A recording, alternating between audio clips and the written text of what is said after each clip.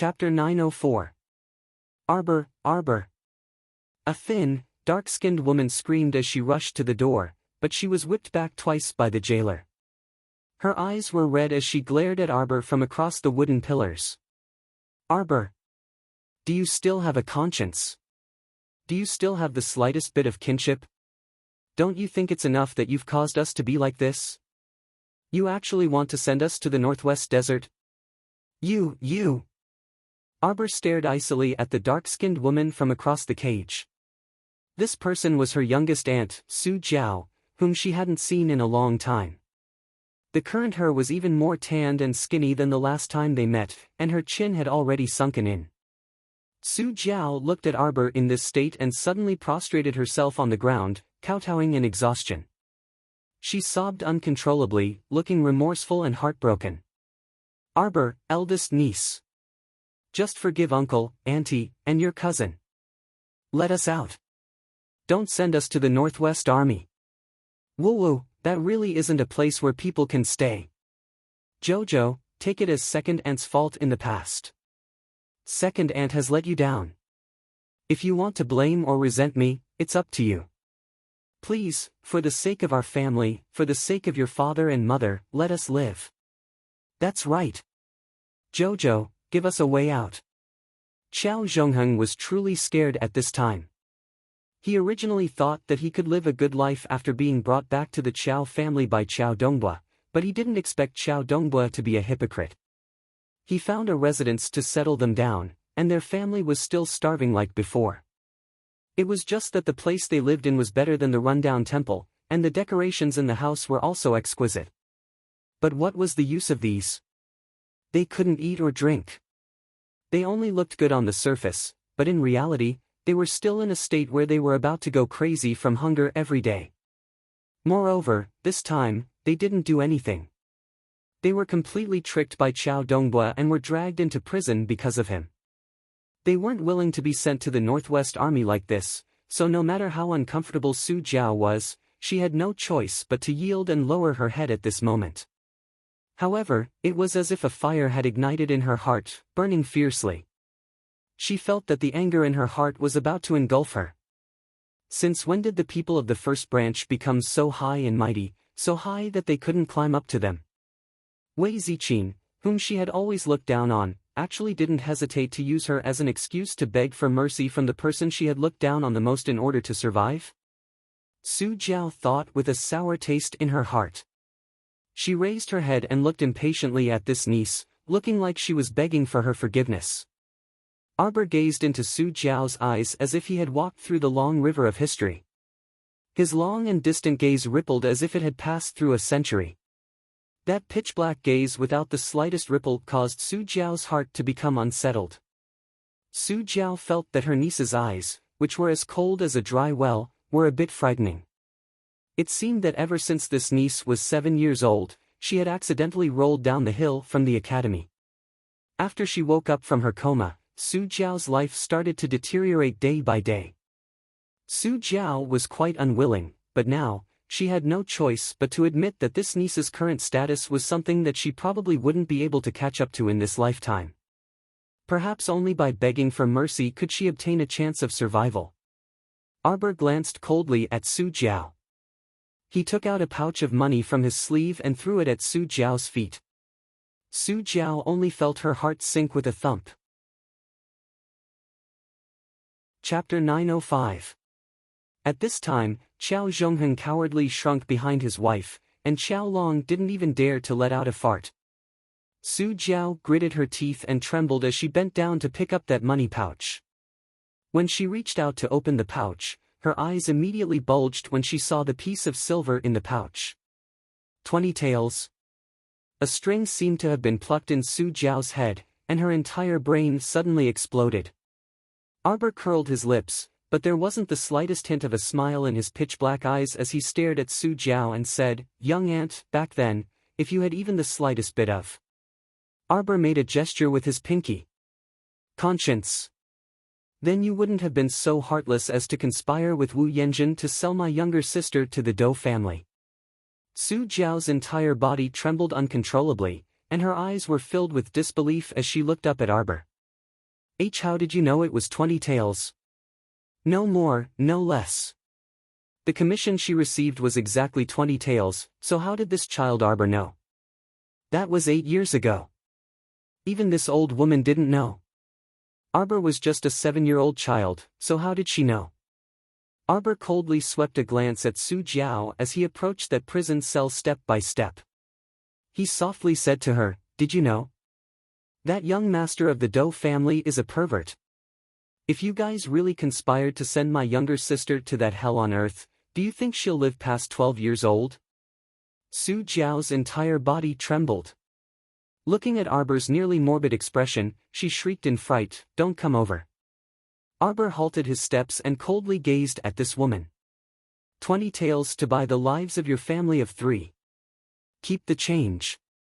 Old 6th Xiao and 6th Aunt Xiao both looked up at this time and narrowed their eyes as they glanced at Arbor. They didn't seem to have expected that she would be so ruthless as to abandon her own uncle and aunt. Xiaoya, on the other hand, followed behind her parents. Her pair of cold eyes contained a faint light of confusion as she looked at her just like that. Arbor, Arbor. Su Jiao was thoroughly flustered. She tightly gripped the money pouch in her hands as she cried, threw a tantrum, and regretted her past actions. Jojo, Jojo, Auntie knows her mistake. Auntie really knows her mistake. Can you give me another chance? Or maybe you should give your cousin a chance. Your cousin was just a child 8 years ago. He didn't know anything. He's innocent. Jojo, Jojo, I beg you, don't be so cruel. Innocent. Xiao Mu sneered as she turned around to look at her deeply. If he hadn't been reborn, his sister Jolin would have died next year. At that time, who would give Jolin another chance? Who could pity Jolin? Who could sympathize with her, a person who had lost her mother, her younger sister, and her younger brother? Who could sympathize with her? Her future would be so bleak. Don't blame her for being ruthless. It was an era where either you die or I die. It was better for you to die. Xiaoya and her parents followed behind Arbor and walked out of the prison cell under other people's envious gazes. All sorts of feelings welled up in her heart. When she walked into the sunlight, she saw that person turn around and smile foolishly at her. Her ice-cold heart seemed to have been melted by something as it slightly smoothed out. Xiao Mu sprinted towards Mo Lian and ran headfirst into his embrace. Prince Mo was bursting with joy when he saw that face begging for a hug. Chapter 906. His little fellow had taken the initiative to ask for a hug. It was such a good thing, so of course, he had to firmly grasp it and hug her tightly without letting go. Xiaoya was startled, and her expression was somewhat dazed as she looked at the two people hugging in front of her. Her emotions flashed quickly, and then she lowered her head again without saying a word. Xiaoya. 6th Aunt Xiao secretly said to her daughter, "It's all thanks to Jojo, oh, no, Crown Princess, that we were able to come out this time. It's all thanks to the Crown Princess' benevolence. Don't have that expression, relax." 6th Aunt Xiao was afraid that her daughter would offend Arbor, so she hurriedly warned her daughter in a low voice. Xiaoya's expression became more stiff, even a little unnatural, and her head stiffly turned away. Mo Lian calmed the little fellow's emotions and asked softly, "What's wrong? Did the Qiao family say something unpleasant?" Arbor shook his head. "Who cares what they said? It's fine, I just suddenly wanted to hug you." After saying that, the little fellow even reached out to tease a certain person's face. Prince Mo was stunned, and a layer of red quietly crept onto his ears. He hugged Arbor and muttered softly, "You can hug me whenever you want. You can hug me for as long as you want. It's best if you don't let go." "You're dreaming," Arbor muttered softly and reached out to push him. "Let's go." Mo Lian raised her hand to touch her own face. It was indeed a beautiful face. In order to reassure his mother, Arbor specially arranged for 6th Uncle Qiao and his family to live in a small residence on Shilua Street. The residence had 2 entrances and was of moderate size. It was more than enough for 3 people to live in. Sixth Aunt Xiao tried to get close to her along the way, but she kept calling her Crown Princess instead of the usual Jojo, and the conversation was awkward everywhere. In addition, the Crown Prince, this great Buddha, was present. Sixth Aunt Xiao and Sixth Uncle Xiao were so uneasy that they didn't know where to put their hands and feet. They occasionally spoke along the way, but it was quite awkward. Later, they simply stopped talking. When they arrived at the boundary of Shilua Street, the carriage stopped at the intersection. There were tents all around, so the passage wasn't very smooth. It would be faster to walk. Mo Lien held Arbor's hand and led Xiao Laolu and his family to the entrance of the small house. Xiao Ye had been silent all this while. At this moment, she raised her head and quickly scanned the house. Something flashed through her eyes and quickly disappeared. From now on, you can stay here. Xiao Mu glanced at Xiao Ye, who had her head lowered, before turning to say to Sixth Aunt Xiao, this small residence is basically complete, so you don't need to add anything else. You can directly move in. Yes, thank you, Crown Princess. Thank you. Xiao Lu's aunt hurriedly bowed and expressed her gratitude. Arbor felt a little uncomfortable seeing her being so polite. He sighed softly and said, if there's nothing else, the Crown Prince and I will take our leave first. Xiao Ye swiftly tugged at her mother's sleeve. Sixth Aunt Xiao froze for a moment before hastily saying with an obsequious smile, Crown Princess, how much food is in this residence? How long will it last our family of 3? Arbor was slightly taken aback and casually said, it shouldn't be a problem to eat the food until the Lantern Festival. Sister Xiao Ye is also a mystic cultivator, so she can go to the city plaza to accept missions to earn mystic currency. When the time comes, she can use the mystic currency to buy food at the food hall. Oh, Sixth Uncle Xiao and Sixth Aunt Xiao answered obsequiously before sending Arbor and the Crown Prince out the door. The end of the 7th chapter. Fragmented Dreams. Chapter 907. After leaving old Sixth Xiao's home, Arbor felt rather fed up and didn't really want to talk after boarding the carriage. Mo Lien sat next to her and reached out to rub her small face. Why are you spacing out? It's enough after doing this. Everyone has their own lives. Let them be.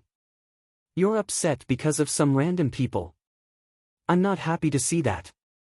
When our family was in dire straits in the past, Sixth Uncle Xiao's family would occasionally send some food over to help us out. Arbor sighed and said, I know what Mother is thinking. A drop of water should be repaid with a gushing spring, that's right. We should repay Sixth Uncle's kindness. Logically speaking, with our current family circumstances, it shouldn't be a big problem to help if we can. But I keep feeling that. My heart doesn't feel too good. Arbor turned to look at Mo Lien and grabbed his large palm. Did you see Sixth Aunt's appearance just now? She didn't treat me as a junior at all. She was too courteous and made me feel uncomfortable all over. No, to be precise, it was a hint of flattery, which was too unbearable to look at. In reality, she would rather be like before. However, Sixth Uncle's family, which used to be simple and unadorned, seemed to have completely vanished into thin air in the torrent of time. I know that the human heart is the most fickle thing, Arbor said aloofly. It was me who didn't know how to be flexible and worried about nothing. You're babbling nonsense. Mo Lien pulled her into his arms and stared at her intently. The human heart is fickle. It's referring to those who sail according to the wind and have unstable minds. I won't change. My feelings for you can be proven by the river of time. Mo Lien lowered his head and kissed her small cheek. Seeing some melancholy in her expression, he couldn't resist adding, there are plenty of strong-willed people in this world. Take that guy Duan Yu for example. Although he looks especially unreliable, his thoughts and willpower aren't something that anyone can change. Arbor's mouth twitched. She looked up at that man and couldn't resist laughing. Are you praising him or insulting him? Scoundrel, always badmouthing Duan Yu behind his back. Of course, it was damage. Mo Lien pursed her lips. I heard that he invited you to the Lantern Festival. Arbor tilted his head and looked at him with a half-smile. Are you not coming? Of course I'm coming. In Xiao Mu's opinion, boys were really quite noisy. When things were good, they were so close that they could wear the same pair of pants. When things were bad, they would kill each other anytime and anywhere. When she thought of the Lantern Festival, she would have to drag the 3 little radish heads along with the 2 boys who would fight each other from time to time. Her heart was shrouded in a faint trace of sadness. My Joe's section break. The Marquis of Su An's estate was located rather far from Minshan Avenue. Compared to the bustling Minshan Avenue, the Marquis of Su An's estate was rather remote.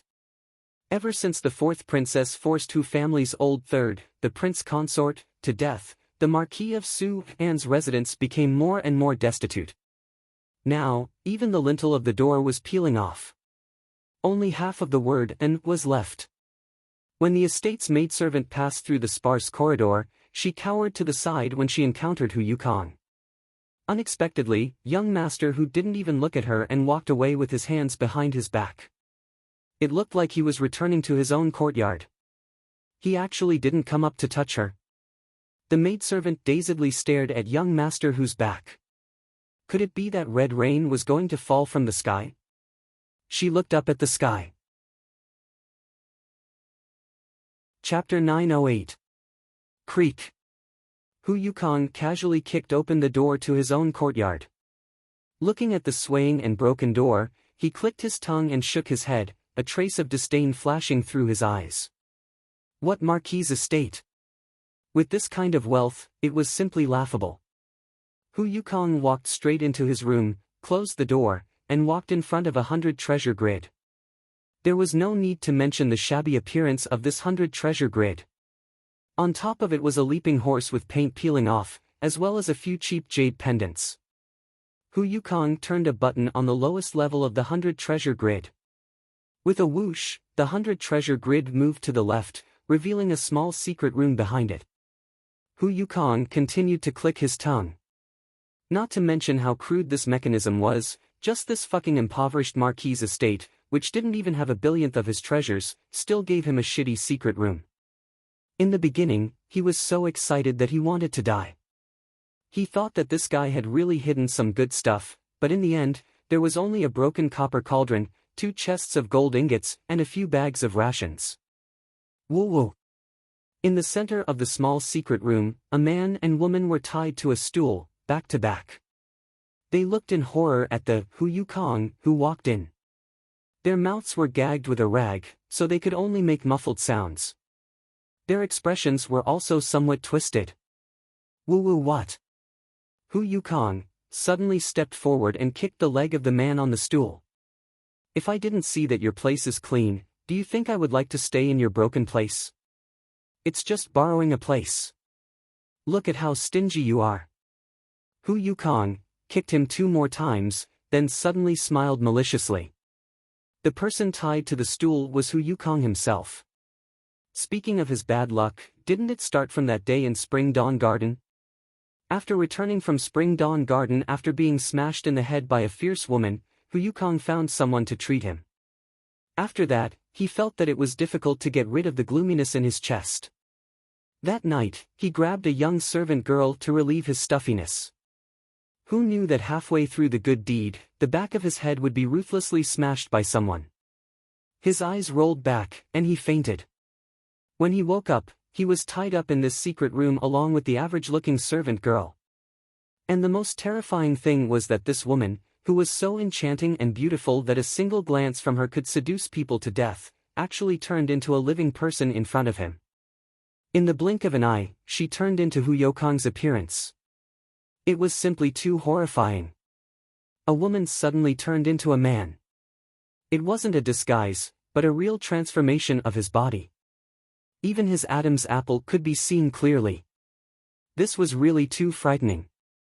Especially at that moment, when he saw Hu Yukong smiling at him with his identical face, the real Hu Yukong felt as if he was about to suffocate. You good for nothing, look at how scared you are. Hu Yukong used an unprepossessing man's face to smile like a flirtatious woman. The real Hu Yukong was so scared that his eyes rolled back and he almost fainted on the spot. He never knew that he could smile so horribly. The illusion of looking at himself in the mirror made him shudder. "Hey, I won't tease you anymore."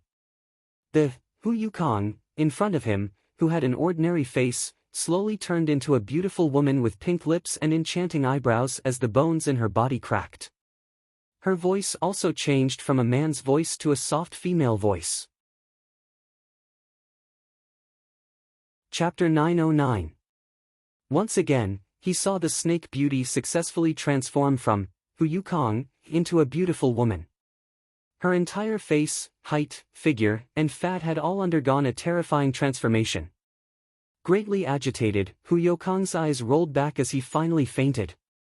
Meanwhile, the young maidservant tied together with Hu Yukong was also slightly agape. Because of fear and dread, her entire body trembled incessantly, and cold sweat rolled down her forehead as if she had just been fished out of a river. Tisk, tsk, tsk. The snake beauty sighed and swayed her snake-like waist as she walked up to the young maidservant. The snake beauty slightly lowered her waist, and her face was practically pressed against the young maidservant's face. Her fragrant breath blew past the young maidservant's face. "Don't be afraid, don't worry, I'm a good person." The young maidservant widened her eyes in horror, and her brain seemed to have lost the ability to speak due to the agitation. She could only nod while trembling. The snake beauty giggled and walked to the table on the side without consulting anyone. She then rolled up her sleeves and started to grind ink and lay out paper. "If it weren't for the fact that this Hu Yukong is so useless, why would I come back now?" Sigh, she had finally managed to sneak into the Qiao residence, but in the end, the number of times she had seen this little fiend could be counted on one hand. Moreover, she would stare at her with extreme vigilance every time. She really didn't know where she had exposed herself. They clearly had different faces, so how could she see through the clues every time? Ever since she had failed to find her in Bailon City, she could only return to the Mo Kingdom capital to look for her. Unfortunately, it was difficult to get close to her even after finding her. How vexing. Holding the ink brush, the snake beauty pondered for a while with her chin propped up. Then, with a slight smile, she suddenly lowered her head and started scribbling. After she finished writing, she picked up the entire piece of paper and pouted her small mouth to blow at the ink that hadn't dried yet. A poppy smile spread across her beautiful small face. Squeak, squeak, squeak. Squeak, squeak, squeak. In the Mo Kingdom capital's central plaza, there was an extremely large and long mission board constructed from lapis lazuli.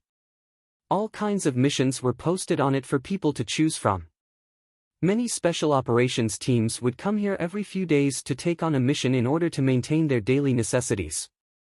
On this day, as usual, there were people coming and going in the city's central plaza. There were too many to count of those who were accepting and handing in missions. When teams that were familiar with each other met, they would politely greet each other and ask each other questions. It was almost noon today, and there were quite a few team members gathered in front of the mission panel.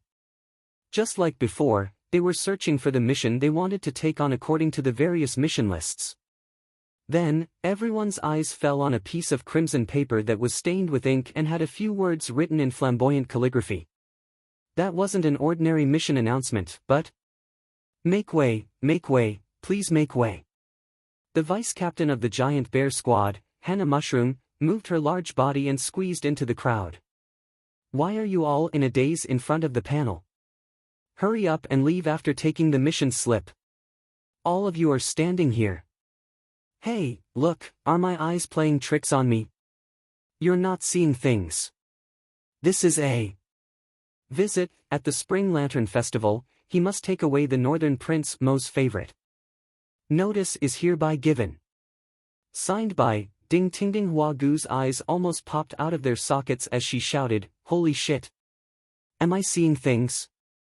Ding Ting Ding has issued a challenge to His Highness the Crown Prince." Ding Ting Ding? What Ding Ting Ding? Is it that Ding Ting Ding? Which Ding Ting Ding is there in this world? Fuck, Ding Ting Ding has gone overboard this time. Wait. Chapter 9-10. Wow, Ding Ting Ding is going against His Highness the Crown Prince this time. How can this be the same as those people in the past? Oh my god. I'll bet with you that Ding Ting Ding's plan to steal this time will definitely fail. What kind of person is His Highness? He won't let that bastard get away with it. The crowd was in a frenzy as they discussed the matter. Loud noises could be heard everywhere. Guess what treasure His Highness the Crown Prince treasures? Could it be some kind of heaven-defying cultivation technique or something like that? Or some kind of miraculous elixir? Holy shit, Ding Ting Ding can't be coveting His Highness's vast territory, right? Out of the way, out of the way. Everyone, disperse and make way for His Highness. Everyone, out of the way. Don't crowd this place. 2 rows of guards ran over and pushed the crowd to the sides. That lapis lazuli panel was revealed from the bustling crowd. A tall, ink-colored figure slowly approached the lapis lazuli panel. He coldly stared at the piece of red paper fluttering in the wind. He raised his right hand slightly and suddenly clenched his 5 fingers. That piece of red paper flew into his hand with a whoosh. The man's eyes lowered as he coldly stared at the piece of red paper in his hand. No one knew this better than he did. Whatever heaven-defying cultivation technique, miraculous elixir, or even the vast territory, none of them were his treasures. Ding Ting Ding, that damned bastard, actually wanted to extend his demonic claws to his treasure. He wanted to kill this guy with his own hands. Mo Lien's eyes were cold as he tightly clenched the piece of red paper in his hand. When he opened his hand again, the paper had already turned into nothingness and scattered with the wind. Over 1,000 people had gathered in the city's central plaza, but no one dared to speak. His Highness's deterrence was truly a bit terrifying. Everyone could tell that the man was in a very bad mood right now. Who still dared to provoke His Highness at this juncture? It wasn't like they were tired of living. Although no one dared to say it out loud, they were still rather curious. They were even looking forward to the arrival of the Lantern Festival. Ding Ting Ding had been undefeated for many years and was known as the thief sage Ding Ting Ding. They really didn't know if he would fail to steal His Highness's item this time. If he failed, that would break his record of 0 defeats. Several days later, in the estate of the Marquis of Jiayuan. When Arbor heard the report that the goods from Southern Bailey had arrived, she guessed that it must be her batch of ebony. When he ran out to take a look, he saw that the entire manor was surrounded by the children of the Hidden Night Pavilion, leaving not even a drop of water to trickle through. There were more than 30,000 pieces of ebony delivered. Arbor was in a good mood. For the time being, she planned to throw this batch of ebony into her inner world. However, she wouldn't foolishly put it away at the front door. It was better to let someone drag it into the house first. She didn't want anyone to suspect why her inner world was so big. After the things were moved into his courtyard, Arbor asked Xiao Yao, who was beside him, "Xiao Yao, do you feel that there are a lot more people around me these days? Why do I feel like this court is being surrounded by people from all directions?" Xiao Yao's mouth twitched. "Miss, Ding Ting Ding has already challenged His Highness to a battle. How can His Highness not be nervous?" "Oh, he's here to steal from him." Arbor nodded. "Stealing from him isn't stealing from me. Why did he get so many people to surround me?" "Miss, Ding Ting Ding wants to steal His Highness's most beloved. Isn't that you?" Chapter 9-11. Arbor turned to look at Xiao Yao in astonishment. "It can't be." "What can't be?" Xiao Yao was about to be defeated by her little master. "I'm a living person. Doesn't he only steal things? Why would he steal from me?" Arbor stared blankly for a moment before shaking her head and saying, "Doesn't he have to provide food for me even if he steals from me? That's not a loss." Xiao Yao didn't know whether to laugh or cry as she looked at her. "My dear master.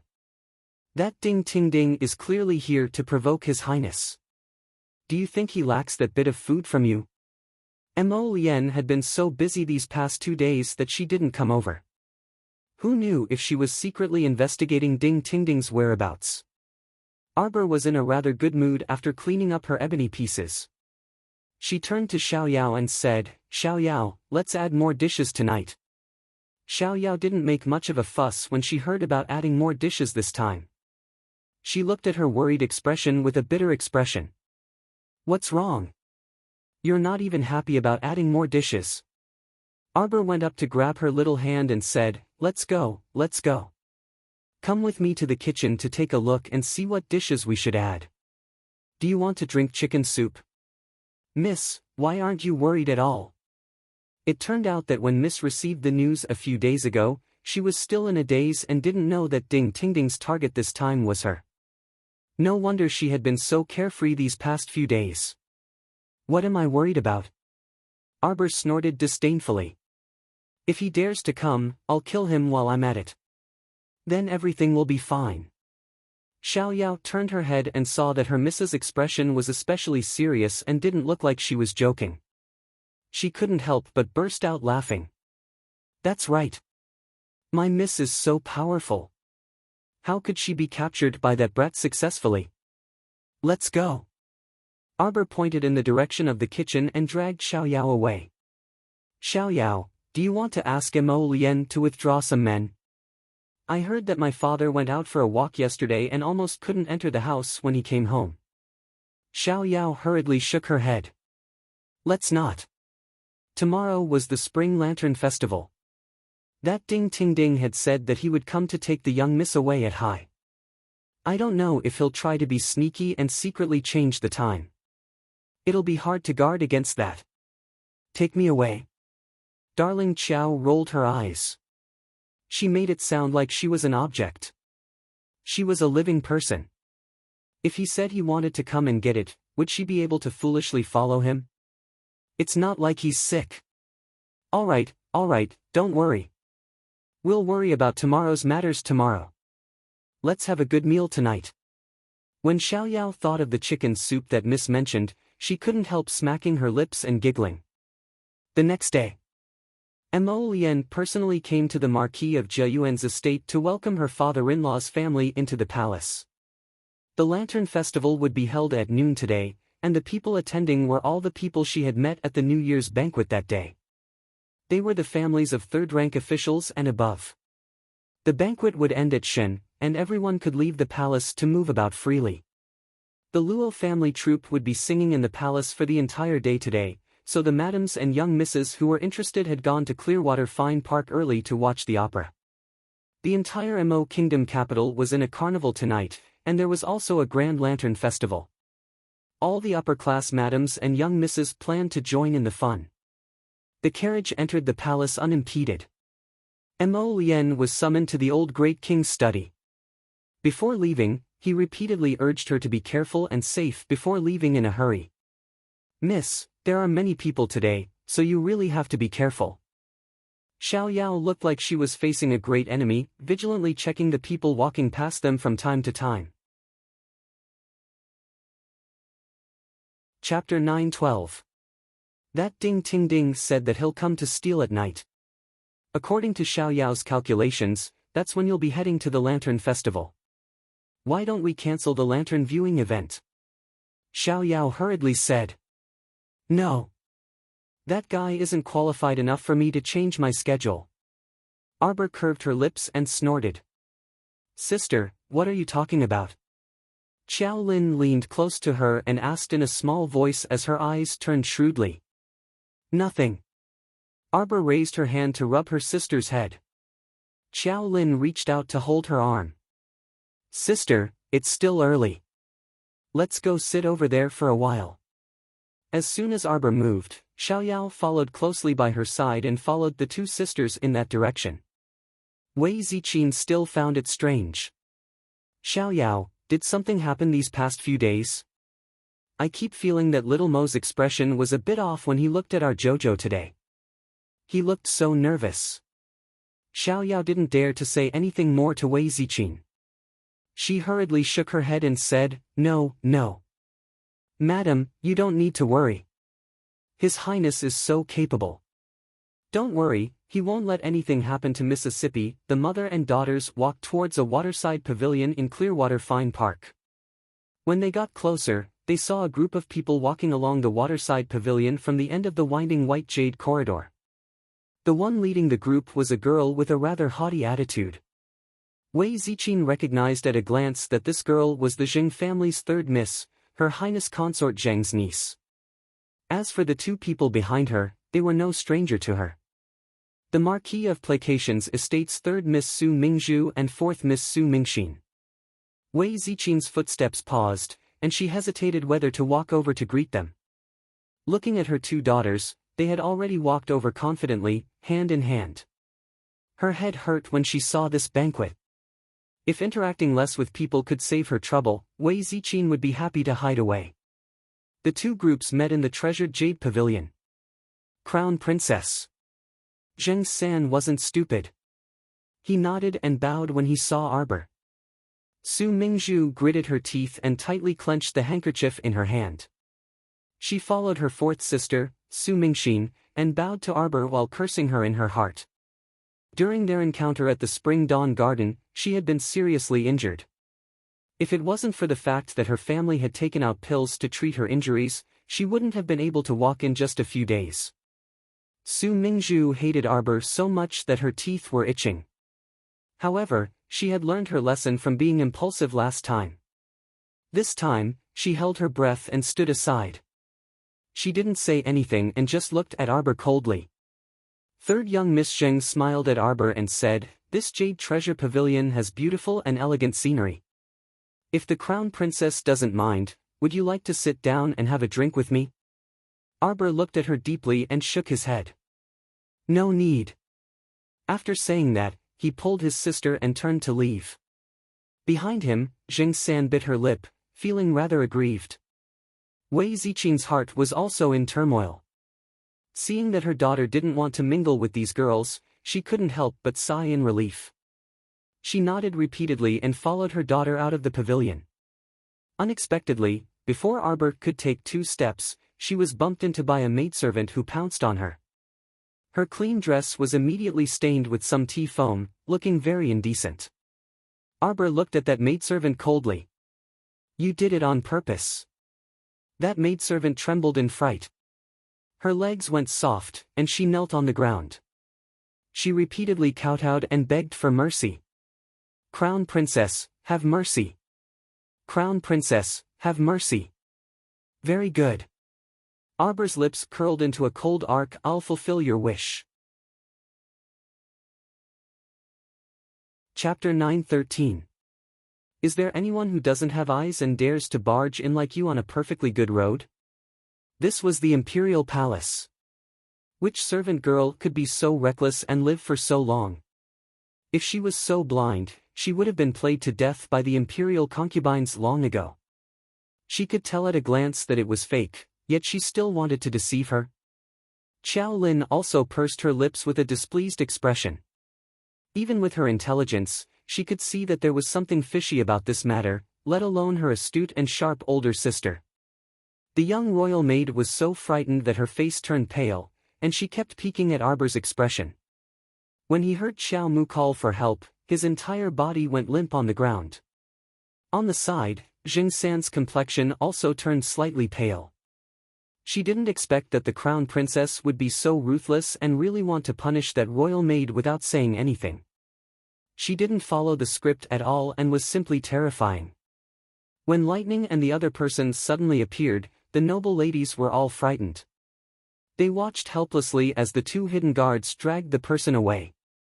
When the royal maid's miserable screams came from afar, third young Miss Zheng's small face turned deathly pale. Arbor stroked the dirt on her skirt and looked coldly at Zheng San. "Didn't you say you wanted to treat me to tea?" Zheng San nervously gripped a corner of her skirt and repeatedly nodded while trembling with fear. "Yes, yes. Come, come, prepare the tea." The tea was quickly prepared again. At this time, Su Mingzhu was a bit scared.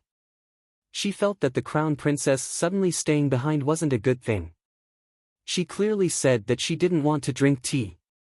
Arbor sat in front of them. Her harsh gaze forced the young ladies to not dare to sit down. They didn't even dare to breathe loudly and stood in front of her with their hands hanging down. She leisurely picked up the teacup, sniffed it, and said indifferently, top-quality snow sprout tea.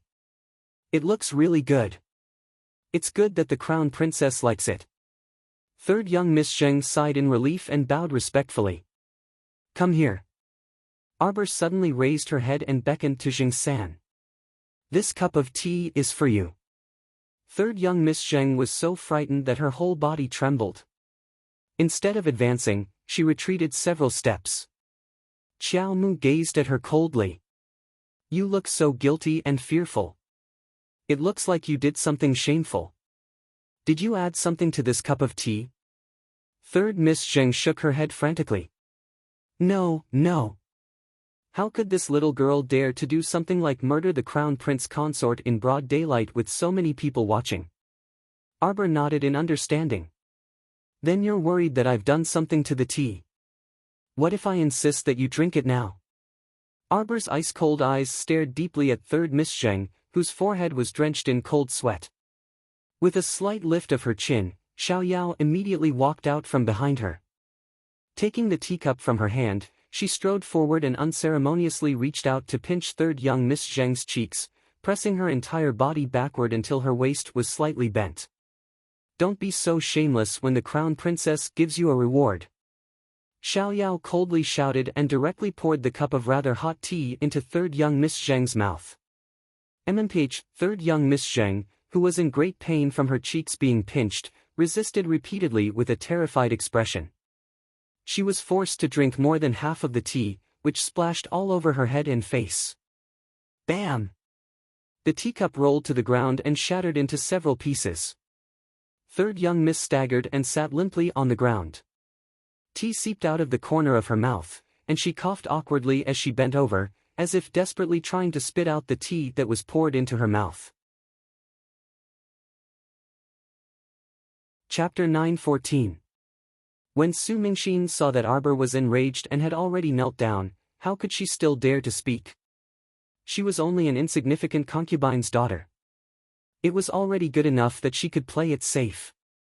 She was only afraid that she would be implicated by her foolish older sister. Su Mingzhu retreated many steps and hid to the side with an extremely unsightly expression. How could she still dare to speak up for third Miss Zheng at this time? Young master, that palace maid confessed. She quickly walked to Arbor's side, her words causing third Miss Zheng's expression to change greatly. Arbor nodded at her. Soon, the pale-faced palace maid was dragged over like a dead dog. She did not have any external injuries on her body, but it was obvious that she was completely unharmed. Speak. Arbor coldly glanced at that palace maid. Are you a member of Sephora Flower Palace? That little palace maid trembled with fear and trepidation as she nodded her head. Third Miss Zheng was furious when she saw this and couldn't help but roar, impudent. This young lady has never seen you in Sephora Flower Palace before. Don't think of randomly accusing people. The little palace maid tearfully glanced at third Miss Zheng and couldn't help but wail, Miss, this servant really can't take it anymore. Just now, those hidden guards made her, an ordinary woman, suffer the pain of having her tendons torn and bones dislocated. How could she bear it? It was simply more unbearable than death. Third Miss Zheng sat on the ground in a sorry state, the corners of her mouth tightly pursed as she glared fiercely at the palace maid. Her gaze seemed to be saying, do you think that now that you've confessed in front of the crown princess, your highness consort Zheng will still let you off? The little palace maid trembled so much that her entire body swayed. Arbor expressionlessly glanced at third Miss Zheng before turning to look at the palace maid. Why don't I take a guess? What does Young He want to do this time, unwilling to be left out? If I had fallen into your trap, then I would have had to follow you, who had atoned for your crimes by meritorious service. To change clothes, right? Xiao Mu's cold gaze landed on the junior royal maid as sharp as a knife. Let me think, where do you want to lead me to? Arbor slowly stood up and approached the palace maid step by step. You want to lead me to Young He, right? Where are you going? Young He must have arranged a masquerade show and is waiting for me. Arbor's eyebrows curved as he looked at the palace maid with a mocking expression. The little palace maid widened her eyes in horror. She still hadn't said anything. The crown princess had already guessed most of it. It was very simple. Arbor had exposed Younghee's fake pregnancy at the New Year's banquet. With Younghee's temperament, she would definitely not let Arbor keep this secret. She would take advantage of the situation. To have a miscarriage. Of course, it would be even better if the crown princess could suffer a great misfortune during this miscarriage. Thus, Younghee's plan was very easy to guess, and Arbor was pretty much right on the mark. In the palace, Arbor was always on guard and always kept an eye out, so how could she fall into Consort Zheng's trap? You slut! Third Miss Zheng struggled to get up and bared her fangs, wanting to push that palace maid to the ground. She believed that the palace maid had secretly leaked the secret, which was why the situation had turned out this way. Tie her up. Arbor bluntly rebuked. Xiao Yao immediately took out a thick hemp rope and tightened it in her hand before walking over to Third Miss Zheng. The Great King has arrived. Kneel. The old Great King of Mo Kingdom walked over with a face full of anger. When he saw the situation inside the Jade Pavilion, he couldn't help but angrily shout, "Crown Princess!" Chapter 9:15. Xiao Mu coldly turned her head around and shot her gaze at the king, who was charging over in fury. Behind the Great King was a Taoist priest in his 40s with a clear temperament. Dressed in green robes, he appeared to have the air of a transcendent being.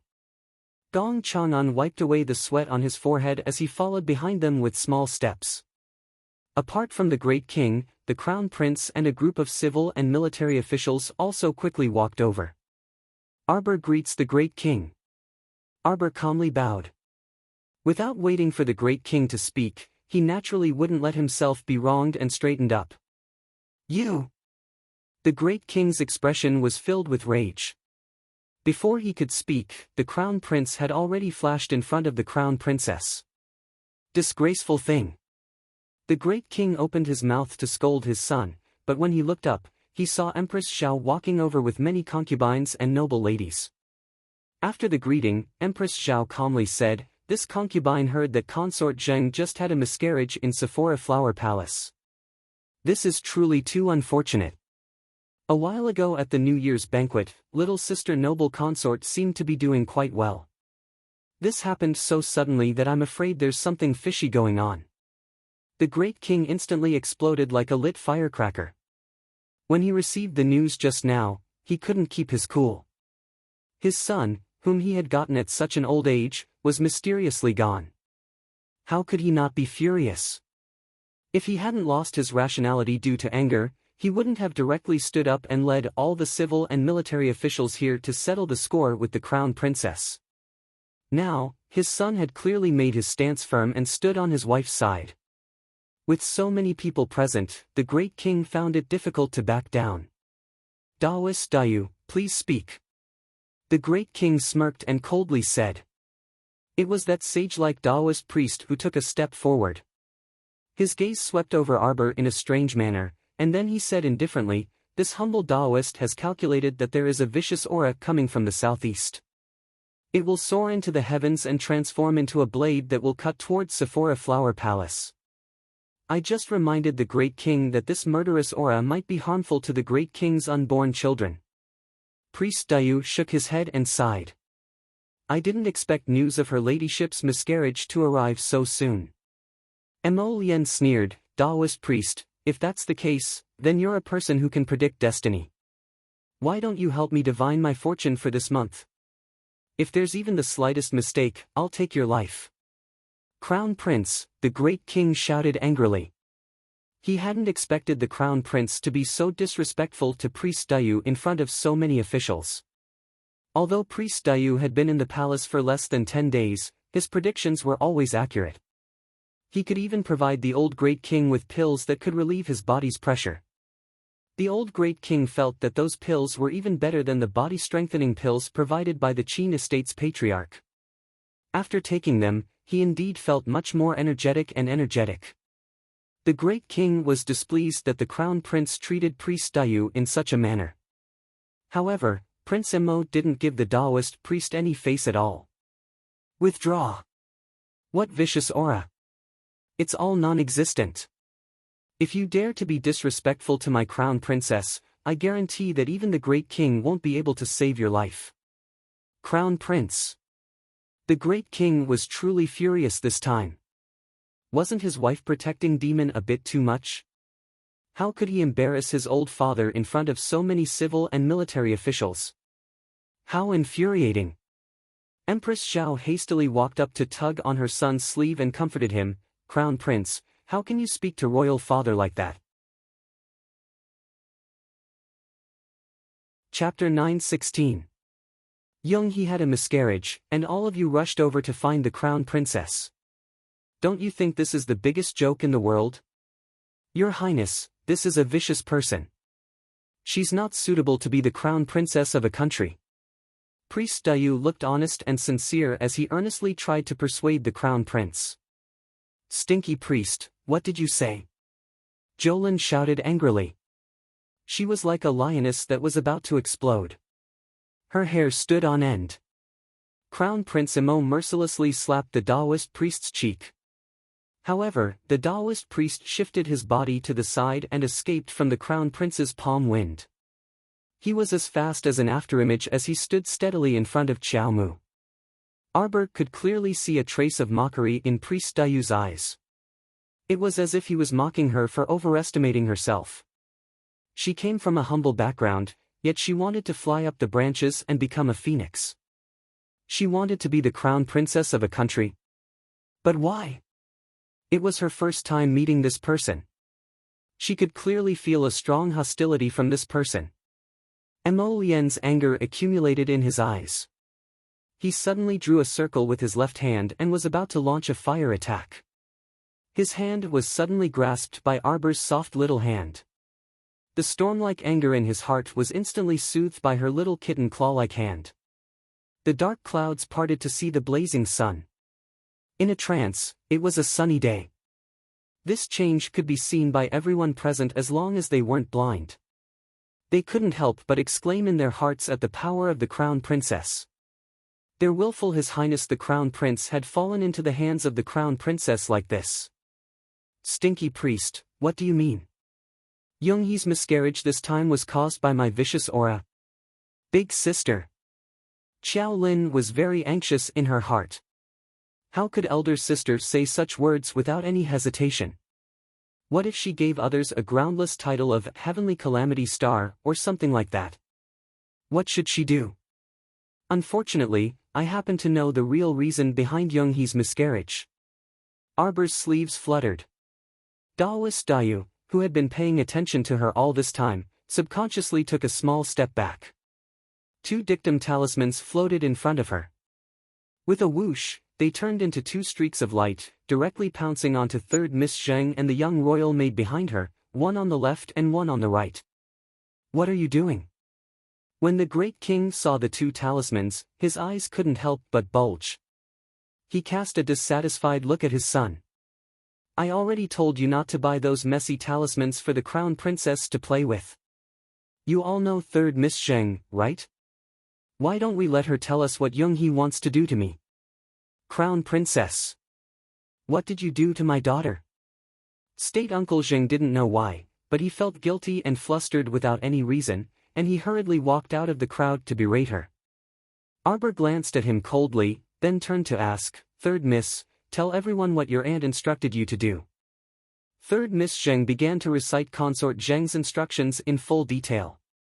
When she talked about how Younghee sent the young royal maid over to cooperate with third Miss Zheng in plotting against the crown princess, planning to use a scheme to lure the crown princess to Her Highness Younghee's temporary place of labor, the officials of the court all looked at each other. All the officials looked at each other, not knowing if they should immediately disappear and let the king deal with this family matter. Yet the great king's expression was rather unsightly. Chapter 9:17. Shut up. You unfilial daughter, what nonsense are you babbling about? Jing Chao's face darkened as he strode over and slapped his own daughter across the face. Third Miss Zheng's head fell to the ground, yet she continued to recite her previous words over and over again about how her aunt had schemed to frame the crown princess. Jing Chao immediately turned around and knelt down in front of the Great King, crying out with a grief-stricken expression, "Great King, it's that talisman, there's something wrong with that talisman. That talisman made my daughter delirious, she's completely spouting nonsense." "Ignorant and ill-informed person," Arbor coldly said, "haven't you heard of the dictum talisman? It would only make people reveal the truth. If Lord Jing didn't believe it. If you don't believe me, I have another one here. You can use it to test its authenticity." Jing Chao took a step back in fright. He definitely didn't want to use that dictum talisman. If he blurted out disrespectful words to the Great King in a moment of carelessness, then wouldn't all his previous bootlicking be for naught? Demon talisman. Jing Chao could only insist that the crown princess had used a demon talisman. He scrambled over to the Great King's feet and cried out in a tearful voice, "Her Highness Noble Consort wouldn't do that, please investigate clearly, Great King." "Great King, do you still not understand?" Arbor's cold voice continued to sound. When the civil and military officials came into contact with the young lady's dark, eerie eyes, they couldn't help but feel a chill run down their spines. In order to scheme against me and frame me, Young-hee didn't hesitate to use the child in her womb as the price to target me. "Great King, can't you see such a simple matter?" Arbor took a step closer, and the old Great King actually unwittingly took a step back. The depths of the girl's eyes were engraved with an abyss of coldness and arrogance. No one would be able to look straight at her and would have to avoid her gaze. Why was Young-hee so sure that as long as she lured me over, the child would definitely have a miscarriage? Will the crime be framed on my head? The old king's entire body turned cold as he clenched his fists slightly. He looked at his daughter-in-law in disbelief. Because she had already calculated the time and did not hesitate to use this child to frame me. Because she killed the little prince with her own hands, intending to push me into the abyss. Impossible! The Great King's eyes trembled as he roared. "Great King, in fact, you already have the answer in your heart, don't you?" Arbor said coldly, then returned to the crown prince's side and said no more. Priest Dayu, on the other hand, looked at her with a heavy gaze. There was a strange light in his eyes. This gaze made Arbor feel uncomfortable all over. She suddenly said coldly, "Qinghuan, kill him for me." Everyone's hearts suddenly jumped because the girl had suddenly and decisively issued an order. Priest Dayu was right about one thing. The crown princess was indeed vicious, and her murderous aura was indescribable. Screech! The giant cyan bird suddenly descended above everyone's heads, and abruptly unleashed an ice wind and snow rain at Priest Dayu. Qinghuan, a heavenly bird. Priest Dayu's gaze changed in shock, as if he had never expected that the crown princess would attack him in the palace at the slightest disagreement. He really didn't understand Darling Qiao's temperament. Priest Dayu had previously wanted to kill her, so she wouldn't let him off. Whoosh! An icicle struck Priest Dayu's chest. Chapter 9:18. Arbor pressed forward, the ferrule in her hand crackling with sparks. She coordinated perfectly with Qinghuan and struck Priest Dayu's shoulder blade with a thunderous blow. Priest Dayu couldn't dodge the blow to his shoulder blade in order to avoid the icicle in front of his chest. She thought she would be able to break the old Taoist's shoulder blade, but unexpectedly, the irresistible force didn't hurt Priest Dayu at all. It was as if she had hit a pile of cotton. Arbor's heart skipped a beat. Oh no, this person's cultivation was unfathomable. It should be much higher than hers. The Taoist priest even turned his head to give her a strange smile. A giant beast's claw suddenly appeared in front of his chest like a third hand and violently struck Arbor's chest. If she was hit, she would be half crippled even if she didn't die. Qinghuan twisted her body in midair and retracted her wings, turning into human form. She held a long ice sword in her hand and slashed at the old Taoist priest's neck with lightning speed. If the thieving Taoist priest wantonly attacked Arbor, when Arbor was injured, his head would be ruthlessly chopped off by Qinghuan's ice sword. The old Taoist priest didn't dare to act rashly. He could only lean to the side and lean his body to dodge Qinghuan's sharp stab. At the same time, a fierce purple flame with monstrous anger turned into a roaring fire dragon in midair. It fiercely penetrated the old Taoist priest's body from behind and gave him a violent dragon strike. With a boom, he was smashed to the ground. There was absolute silence. All the officials trembled in fear, almost unable to look directly at the crown prince's anger. The old great king also shut his mouth at this time. The crown prince was furious as if someone had touched his reverse scale. After that fire dragon kill, a slender jet-black longsword condensed in his hand. With a sweep, the terrifying vibrating force immediately flattened all the flowers and grass on the ground, directly rolling up dust. The slender Wu's sword left behind a series of afterimages, as if thousands of swords were spinning in front of everyone. In an instant, he arrived in front of the old Taoist. The old Taoist was about to die on the spot. Bang! After a loud sound, a thick smoke enveloped everyone. They couldn't help but cough as they tried to sweep away the billowing smoke in front of them. Dozens of members of the hidden night pavilion appeared behind the crown prince. "Search the entire city and kill without mercy," the crown prince said coldly and expressionlessly. "Yes." Countless figures flew away. The crown prince's face was filled with rage, and his anger had yet to dissipate. He grabbed Arbor's small hand and pulled her with large strides as he walked out of Clearwater Fine Park. Everyone was silent, including the great king and Empress Xiao. They seemed to be at a loss for words. The crown prince suddenly stopped and looked back at them coldly. "You'd better not challenge my bottom line again. Otherwise, I'll flip the sky. Destroy this land. Don't you dare touch my woman. I will make you regret ever coming to this world." Absolute silence. "Father." The crown prince stared coldly at his father, his phoenix eyes burning with intense hatred. "That enchantress, if you can't bear to kill her, then let your son do it for you."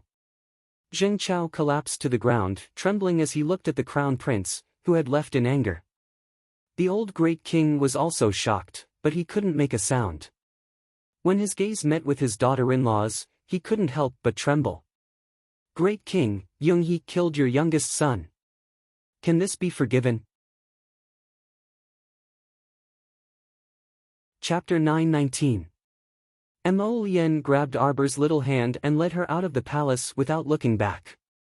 He threw all thoughts of the Lantern Festival banquet and the officials to the back of his mind. The streets were already bustling with activity, and there were more and more people. The two of them shuttled through the crowd, and miraculously, no one dared to get close to them. They all opened up a path for them on both sides. Mo Lien. Arbor puffed up her little cheeks and tugged at his tightly clenched hand. She called out delicately, "Mo Lien." Mo Lien led her into a secluded alley and stopped under a winding stone arch bridge. Beside the bridge stood a 3-meter-tall stone pagoda. There were several green plants planted beside the pagoda. In the winter, the leaves had all fallen off. He stood there, his back tall and slender. Arbor couldn't help but tug at his sleeve again. "Lien." Mo Lien suddenly turned around and pulled her into his arms with one hand. He pressed her tightly against his chest and stroked her black hair with the other. The man pursed his lips and lowered his head. After a while, he said, "I'm sorry. I've made you suffer again. Let's not go to the palace anymore. I won't let anything like this happen to you again, okay?" He rested his chin on her little head and said unhappily, "Look at you. I'm not even that angry. Why are you so angry?" Arbor tugged at a strand of her hair and comforted her softly. "Your father is an old fool. It's not like you don't know that. Why are you angry with him? Moreover, you were very rude to your parents just now. Don't do that again," Arbor said softly. "They're not nice to you. I'm angry at them." Mo Lien rubbed her head in frustration. "Because you're my baby, I hope that the whole world will treat you like a baby." Mo Lien's thoughts were too easy to understand. Arbor's eyes flickered, and he nudged his head in his arms.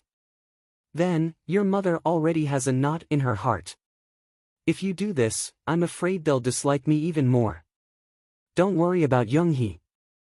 Arbor's eyes flashed with a cold light. Since she dares to scheme against me, I will not let her have a good end. I'll get someone to deal with her. So what if she made her father unhappy? This time Mo Lien had steeled his heart to want her dead. This woman had crossed his bottom line too far. She actually thought of such a malicious method to frame his Chow Chow. The plot did not succeed because of Jojo's cleverness, not because of that bitch's benevolence. Young-hee has been doted on for so many years. She is your father's true love. Arbor hugged his waist and looked up at his gloomy face. He raised his hand and stroked his forehead. True love. Mo Lien snorted, and a cold light flashed in his eyes. I want her to lose everything.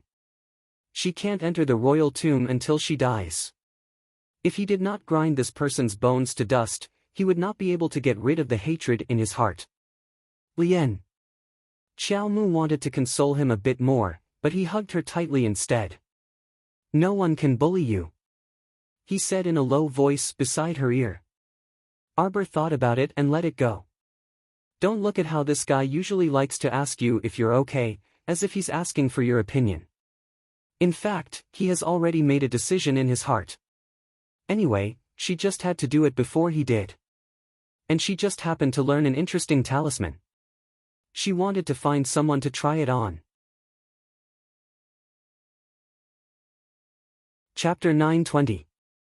When Young-hee was dragged out of Sephora Flower Palace and sent to the Cold Palace, the cut on her leg was still bleeding incessantly.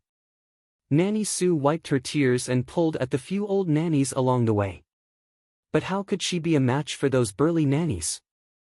After a few slaps, she couldn't make a sound. The great king has decreed that Consort Zheng's heart is vicious and her morals are lacking. In order to frame the crown princess, she wantonly plotted to murder the royal heir. No one can surpass her viciousness and treachery. From this day forth, she will be demoted to a palace servant and placed in Chonghua Palace. Without an imperial decree, she is not allowed to take half a step out of Chonghua Palace for the rest of her life. Zhengru collapsed on the ground. Seeing this, Mammy Sue hastily ran forward and tried her best to help her up. Gong Chang and couldn't help but sigh when he saw the wretched master and servant pair. He rolled up the imperial decree in his hand and said, Zhengru, the great king is very disappointed in you. In order to frame the crown princess, you actually harmed the flesh and blood in your womb with your own hands. You even caused a serious conflict between the great king and His Highness the Crown Prince. This matter has already been investigated. From this day forth, you can stay in Chonghua Palace with peace of mind and properly reflect. Let's go. Gong Chang and turned around and led 4 or 5 old nannies and a few young eunuchs out of Chonghua Palace. Eunuch, eunuch. Mammy Sue lifted her skirt and knelt. She scrambled forward on her knees and wept miserably, Eunuch, please put in a few good words in front of the great king. Our imperial consort was wrongly accused, eunuch. She absolutely didn't harm the royal heir. The crown princess's heart was simply punishable by death. She clearly knew that their imperial consort wasn't pregnant at all, but she told the great king that Her Highness the noble consort had personally harmed the royal heir. What a terrible woman she is. Gong Chang and abruptly stopped and turned back, a cold glint flashing through his eyes. Seize her. Slap him. 2 ferocious old mamas immediately rushed over and clamped down on Mammy Sue's arms from both sides. Paw! Paw! Paw! Remember this clearly. From today onwards, there was no empress. You are an old nanny, and she is just an old palace maid who is not favored. Let's go. Gong Chang and waved his hand and led everyone out of the cold palace. When he went out, he couldn't help but look back at the people inside. He secretly warned himself, don't be as stupid as the women inside. After causing so much trouble, she ended up in the cold palace. What a joke. On the way back to the central palace, Empress Xiao was silent for a long time before she turned to look at old nanny Huaxian, who was walking slowly beside the carriage. Do you really think that the crown princess doesn't know that Jingru's stomach is fake? Hua Xian slightly raised her head and bowed to Empress Xiao. Actually, Empress already has an answer in her heart, isn't that so? Empress Xiao only felt a slight chill in her heart. This time, Yoonghee really went for wool and came home shorn. She originally wanted to collaborate with Priest Dayu and frame the crown princess for the child's miscarriage. Who would have expected that she would end up with the bad reputation of murdering her own child and framing the crown princess? Yoonghee could forget about crawling out of Chonghua Palace for the rest of her life. Empress, after going through so many things, you should be very clear. Don't rashly offend this little prickly head. Once she pricks people, you will die. Empress Xiao felt that she might need to reevaluate this crown princess. When the carriage passed by the outer walls of Chonghua Palace, Empress Xiao turned back to take a look. Chapter 921. Morning Cloud Restaurant. When Duan Yu received the news, he immediately ran over. When he came upstairs, he saw the crown prince and involuntarily pursed his lips. Why is he here too? Jojo, where are your younger siblings? We were in the palace earlier, so we left early. Arbor said dryly, they should have returned home already. Duan Yu sat down across from the two and poured himself a wine cup. Speak, what happened now? After saying that, he glanced at the crown prince. What's up with this guy? Don't think he couldn't tell that the crown prince was sitting there with a dark face and a gloomy aura of displeasure emanating from him. It's already been resolved. Arbor rubbed his cheek non-committally. By the way, Duan Yu, didn't you say you were going to take me to see the flower lanterns? Right, we'll leave after drinking this cup. After saying that, he seemed to have thought of something and looked at Mo Lien. Oh, right. I heard a funny thing these 2 days. That Ding Ting Ding or something has set his sights on you, right? What does he want to steal from you? What do you think? Mo Lien gave him a cold look. What do you think this crown prince loves the most? Cultivation methods, spirit medicines. Maybe it's some precious spirit weapon or even a divine weapon. Duan Yu nonchalantly drank a mouthful of wine before sneakily sidling up to him. Hey, why don't you tell me? That thief sage, speaking of which, he never misses. He never misses. What exactly does he want from you? Could it be? Is it your life?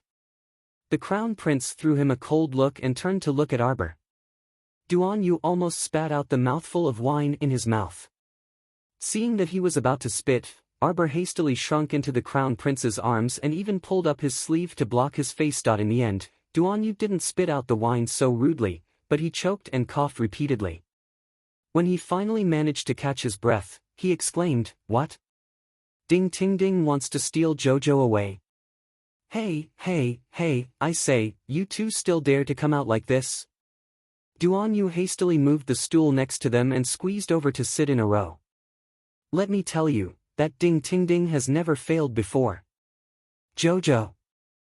Seeing that Duan Yu's claw was about to land on Arbor's small hand, Mo Lien abruptly reached out and directly tossed his claw to the side in disdain. Duan Yu ignored him and continued to drag his stool to Arbor's side. He said solemnly, Jojo, how about we don't go see the lanterns? You should hurry back.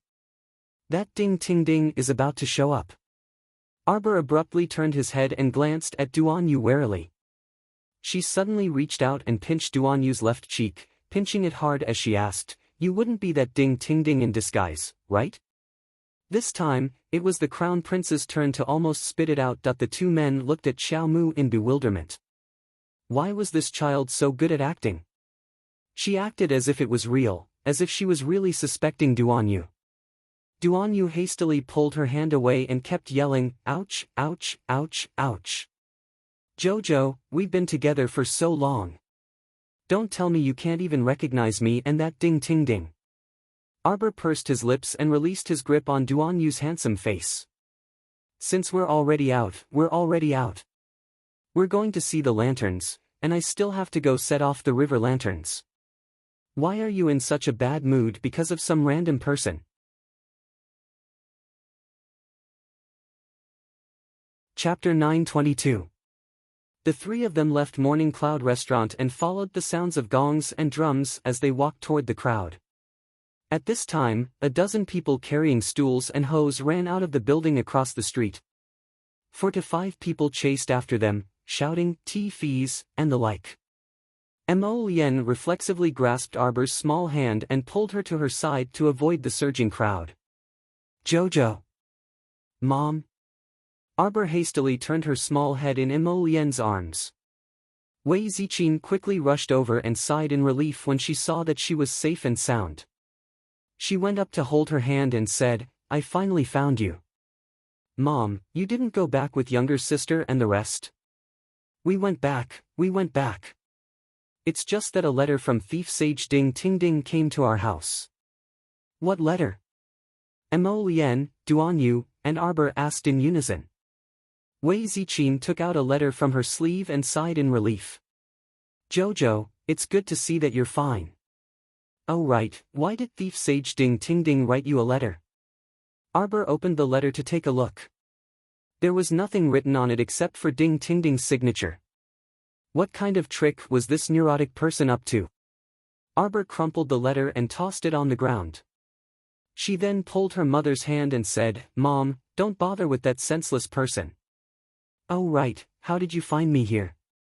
Wei Ziqin's eyes flickered, and she quickly said, "Mom felt that there must be something fishy about this Ding Ting Ding sending you a letter. I waited for you at home for 2 hours, but when I saw that you didn't return, I was truly panicking. I was afraid that something happened to you, so I came out to try my luck and see if I could find you." "All right, Mom, I'm fine. There are too many people here, so let's find a more empty place to talk." Arbor held her mother's hand. Wei Ziqin hurriedly nodded and heaved a sigh of relief. "Jojo, your father is still waiting for news at home. He's very worried. Why don't we stop shopping and go home first?" Arbor nodded. "Okay." Wei Ziqin and Arbor walked in front of the two men. After a while, the people who came out of the tea house to ask for money rushed over. In an instant, the mother and daughter were pushed to the front. The two men reacted instantly. When they wanted to catch up, they were blocked by a large group of people. "Get out of my way." Mo Lien panicked and sent out a palm strike. Many of the people around him were sent flying. "Damn it." Duan Yu cursed softly. Auntie Wei was the person they trusted the most. Who would have thought that Ding Ting Ding would be so deranged and pretend to be Auntie? Mo Lien was very anxious. She took out her communication jade talisman and scribbled a line of words on it. "Everyone, heed my orders. Quickly search Clearwater Fine Park. Don't miss a single corner." Jojo's mother probably hadn't left the palace yet. After Mo Lien put away her talisman, she looked at the sea of people before her. She couldn't care about anything else in her anxiety. She leaped into the air with a whoosh and stepped onto the eaves. She chased in the direction that Wei Ziqin left with Arbor. This scoundrel of a bitch Ding Ting Ding. When he caught him, he would definitely dismember him into 1,000 pieces. Duan Yu also leaped into the air. With a tap of his foot, he paused on a bald uncle's head for a split second before disappearing in front of the crowd. The bald uncle's thoughts, fuck. Chapter 923. Cough, cough, cough. Xiao Mu opened her weary eyes, and she could vaguely make out Mo Lien's handsome face, which was magnified and anxious, continuously wavering before her eyes. "Jojo, you're awake." Mo Lien heaved a sigh of relief and pulled her into his arms. He patted her back gently, not knowing if he was comforting her or his own restless heart. "You scared me to death, Jojo. Don't ever leave me again." Mo Lien hugged her tightly and said in a low voice, "You don't know how dangerous it was just now. We were separated in an instant and you were taken away by that bastard Ding Ting Ding." "Oh right." Arbor propped herself up and looked at him blankly. "Mo Lien, my mother just now." "My mother, wasn't she?" Yes. "Don't worry. I've already sent someone to look for her. She'll be fine." She should have been left in Qingshui Fine Park by that Ding Ting Ding. He actually dared to touch my mother. Arbor's eyes were burning with rage. Mo Lien was slightly startled. Then, he held her slender waist and lowered his head to say to her in a low voice, "Don't worry, mother will be fine. As for you, does your neck still hurt?" Ding Ting Ding, who was pretending to be your mother, hit the back of your head. "Does it still hurt?" Arbor shook her head. When they were separated by the crowd, she turned to look at Mo Lien. She didn't expect Wei Ziqin to suddenly hit her. It could be said that she did not guard against her mother at all. So she was unusually angry now. No, she was resentful. This Ding Ting Ding, he had really blown the matter out of proportion. She hated it when people touched her mother. Ding Ting Ding was just playing a game, but now her mother was implicated.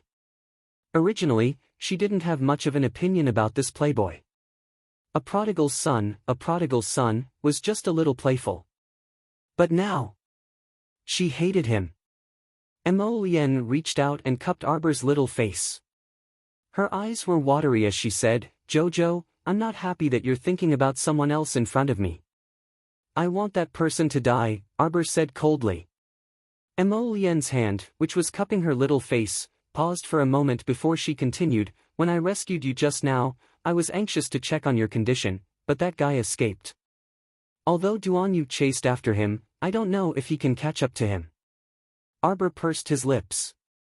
Mo Lien hugged her and helped her stand up. Only then did Arbor realize that the two of them were by a tranquil river. The curved river flowed quietly, and the river lanterns carried the light. It floated from the upper stream all the way down. A faint light flickered in front of their eyes. At this moment, the surroundings were tranquil and quiet. The people on the street seemed to have disappeared in an instant, leaving behind only the spreading darkness of the night. "Jojo, do you want to release the river lanterns?" Mo Lien held her little hand and walked to the riverside. Xiao Mu nodded her small head. He reached out and swiped at the air, and a beautiful lotus lantern appeared in his hand. "I heard that on the Lantern Festival, if you write your wish on it and release it with the current, you can brush away an entire year's bad luck and fulfill your wish." Arbor finished writing it in a flash. The two of them stood by the riverside hand in hand, watching that river lantern float away with the current. Mo Lien tilted her head and looked down at Arbor. "Jojo, what wish did you write? You really want to know?" Chapter 924. I want to know. He hugged her and lowered his head, his breath slowly drawing closer. He opened his mouth and a strange fragrance floated out. Xiao Mu's lips curled into a chilly smile. "My wish is..." The man's eyes were filled with a faint light as he stared at her in a daze. Arbor suddenly swiped with her hand. The startled swan dagger suddenly jumped out of her consciousness. With a terrifying speed comparable to that of flowing light, it instantly stabbed into Mo Lien's heart. "I want you to die." Mo Lien's eyes widened in shock. With an expression of disbelief, he stared at Arbor beside him. She had acted too quickly. He did not even have time to react. Or perhaps it should be said that tonight the lights and starlight reflected off each other, causing him to involuntarily sink into her dazed gaze. The dagger in her hand sank into his heart, and even fiercely spun in a circle. "I want you to die by my hands tonight." Arbor spat out these words with a cold expression.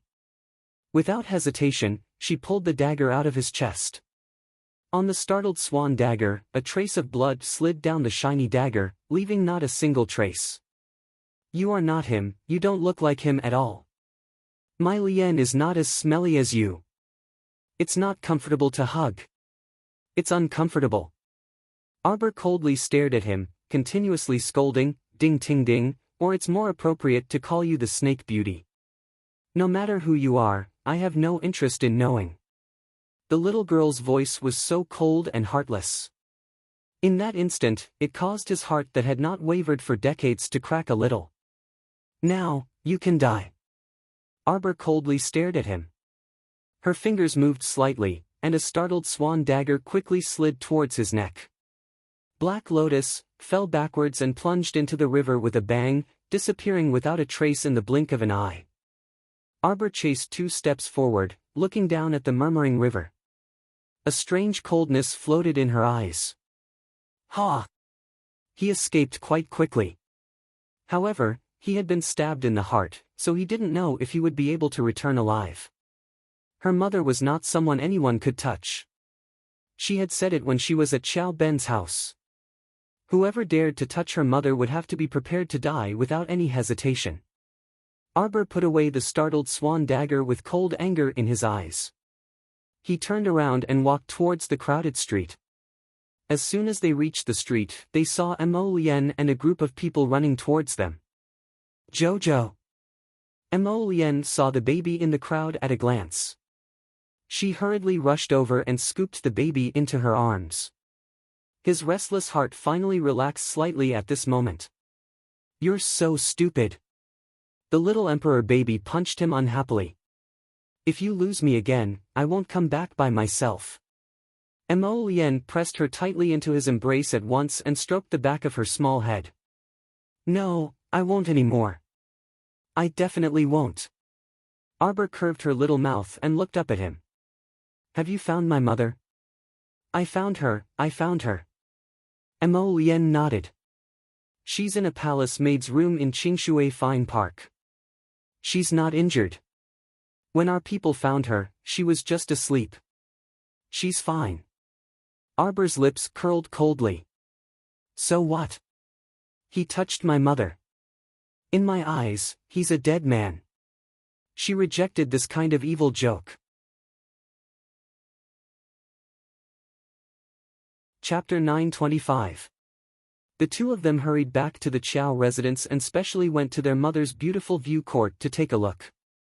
Although Wei Ziqin's face was a bit pale, she was generally fine.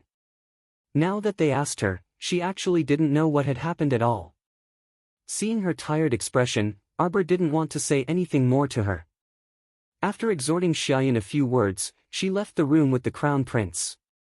Qiao Zhongbang followed the 2 of them out and anxiously asked, "What the hell is going on? Why would Ding Tingding suddenly leave your mother in Qingshui Jiyuan's palace maid room for no reason? I heard that room had been empty for a long time. If little Mo hadn't sent people to search it up and down, I'm afraid that your mother wouldn't have been found unconscious there for 4, 5, 6, or 7 days." At the mention of this matter, Arbor's face was filled with anger. She clenched her fists tightly. "Father, it's my fault this time. I didn't take that matter to heart. I implicated Mother." From beginning to end, Arbor didn't take the matter of Ding Tingding coming to steal her as a big deal. In the end, he harmed Mother for no reason. Simply preposterous. That senseless person. I wonder if he's dead now. Mo Lien held Arbor's hand and sent her to the entrance of Nanju Garden. She softly said, "Xiao Yi led people to search the lower reaches of the river, but didn't find any trace of Ding Tingding. I think he might have escaped. Damn stinky man." A trace of ruthlessness flitted through Arbor's eyes. "Do you know who he is? That day, we met that woman in the underground village, the Snake Beauty. Do you still remember? She's Ding Tingding." Mo Lien couldn't help but come to a realization. Did he grasp some special ability? Can he change his figure and face at will? This was much more brilliant than any disguise technique. No matter how many transformations there were, how could you turn a man into a woman, or an adult into a child? Even his voice could become no different from Wei Ziqin's. And then, his special ability is really very special. He can change the human body's bones, internal organs, and even meridians at will.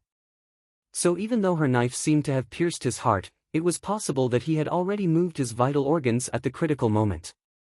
Arbor frowned, feeling a little regretful. If this person was not dealt with, he would become a huge problem in the future. If he were to hide himself, where would they find such an ever-changing person in the vast sea of people? Mo Lien held Arbor's hand tightly. "Jojo, could it be that the underground organization has their eyes on you? Otherwise, Why would Ding Ting Ding want to get close to his Jojo again and again? Arbor sneered, if they dare to come, I'll kill them. I'll make it so that they won't be able to leave. Even he had no clue about the underground village for the time being. Previously, he had asked the various fortifications to pay close attention to the empty villages nearby to see if there were any changes, but in the end, they had not found anything. He didn't know if it was because he had cleared out the Snake Beauty's underground village last time, but these people might have become vigilant and started to lay low. Alright, don't think so much. You should also go back to sleep early. Arbor tugged at his hand and said softly. A good lantern festival was completely ruined by that senseless person. Arbor felt a little suffocated in his heart.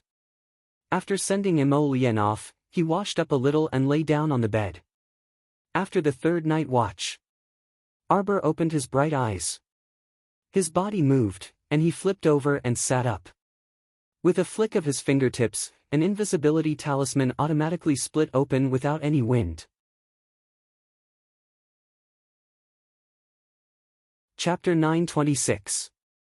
Arbor's figure instantly disappeared into the night. He swept out of the Chao residence and headed straight for the Imperial Palace. A good show was put on in Chonghua Palace that night. Because Jingru was a newcomer and a favored consort in the past, she had always put on airs and acted high and mighty wherever she went. Now that she was in trouble, there were plenty of people rushing to step on her a few more times. Noble consort Lin, who had always been at odds with her and was also the third Prince Emoting's mother, specially gave a few words of advice to the head steward of Chonghua Palace. The head steward immediately understood tacitly. On Zhengru's first day in Chonghua Palace, she hadn't even been in the cold palace for an hour when she was fiercely taught a lesson by a bunch of old consorts in the cold palace. Afterwards, she was thrown into the most remote woodshed on the west side. They glorified it by saying that they were giving a has-been noble consort the best treatment of a solitary woodshed. The others all lived in the same courtyard and didn't have the preferential treatment of a has-been noble consort. Although it was small, it was still a private territory, wasn't it? Jingru was used to being pampered and spoiled, so how could she endure this vicious beating? That night, she developed a high fever from anger. Mammy Sue was so anxious that a string of small blisters formed on her mouth.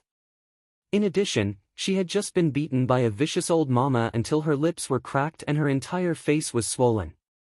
She and Jingru both needed a doctor and medicine. However, when she went to Chonghua Palace's steward in the middle of the night to ask for medicine, she was ruthlessly ridiculed by the steward. Her original words were, "Who do you think you are? Are you still that noble consort from Sephora Flower Palace?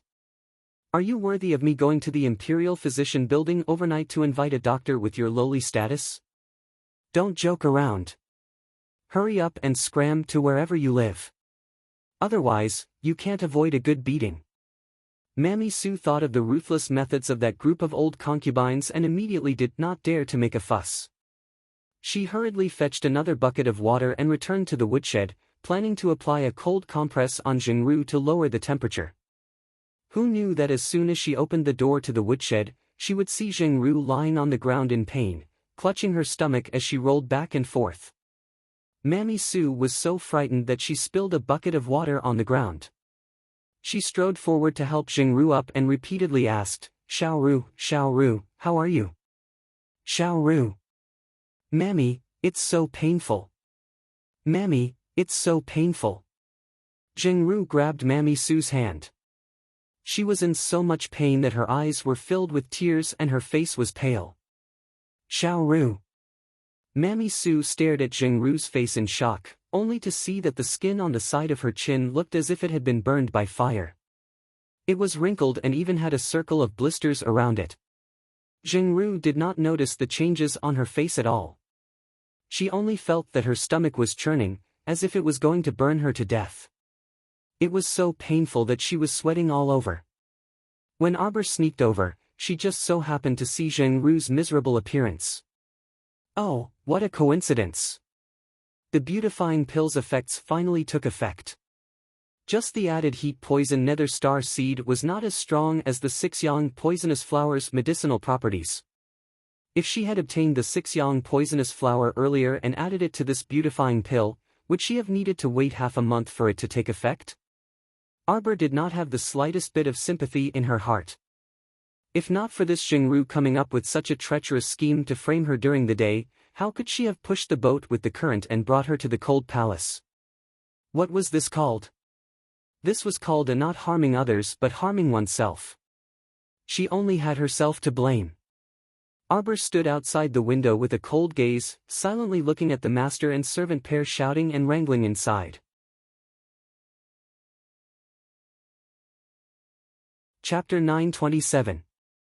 A few days ago, she just so happened to learn a particularly interesting talisman. Arbor swiped his hand and took out 3 ebony pieces from his inner world. His lips curled into an icy smile. Rather than having the crown prince do it, why not let her personally dispose of this person? In any case, in the king's heart, she probably already did not have a good impression of her. Adding this incident would only add a thick stroke of vicious and merciless to her reputation of being cruel and ruthless. Young-hee, are you prepared to meet your death? You really got off too easy. I originally wanted to let you have a taste of the pain of the heat poison wrapping around your body. The ebony pieces flashed and abruptly flew into the woodshed, silently hovering in midair. Jingru shuddered all over. She seemed to have alertly sensed something, and she abruptly turned her head. Wet nurse, she shrieked. Mammy Sue hastily turned her head and saw the glistening talisman energy flickering on the ebony pieces. It's a talisman! Mammy Sue cried out in alarm. In that instant, a loud boom was heard, and the entire woodshed turned into shattered pieces of wood. Following an earth-shattering explosion, it shot into the night sky. This time, don't just mention Chonghua Palace. The entire inner court of the palace, or even the entire royal capital, was fiercely alarmed by this sudden explosion. Everyone jumped out of bed, hurriedly put on their clothes and ran out of the house. The senior manager had just sent away the troublesome Mammy Sue not long ago, so she hadn't been sleeping soundly to begin with.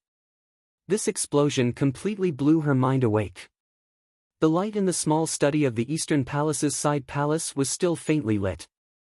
Mo Lien was still handling some urgent official business. His thoughts were abruptly interrupted by this explosion, and he threw down his brush and stood up. Hui Feng jumped in through the window with a whoosh. Your Highness, the sound came from Chonghua Palace. Mo Lien narrowed her eyes slightly. Did Hidden Flower bring people to make a move? Hui Feng immediately shook his head. This subordinate is certain that it isn't. That's true. Hidden Flower had clearly told him to find an opportunity to make a move within 3 days. According to Hidden Flower's playful yet cautious personality, he would at least wait until tomorrow night to deal with that troublesome woman. Your Highness. Do you want this subordinate to go investigate the situation? Hui Feng hastily asked. No need. Someone will definitely come to report the situation later. The Crown Prince had just finished speaking when the sound of hurried footsteps came from outside the walls of the Eastern Palace. Your Highness the Crown Prince. The Crown Prince couldn't help but be startled. He didn't expect the fastest person to be lightning. Why aren't you with Jojo? Not good, Your Highness.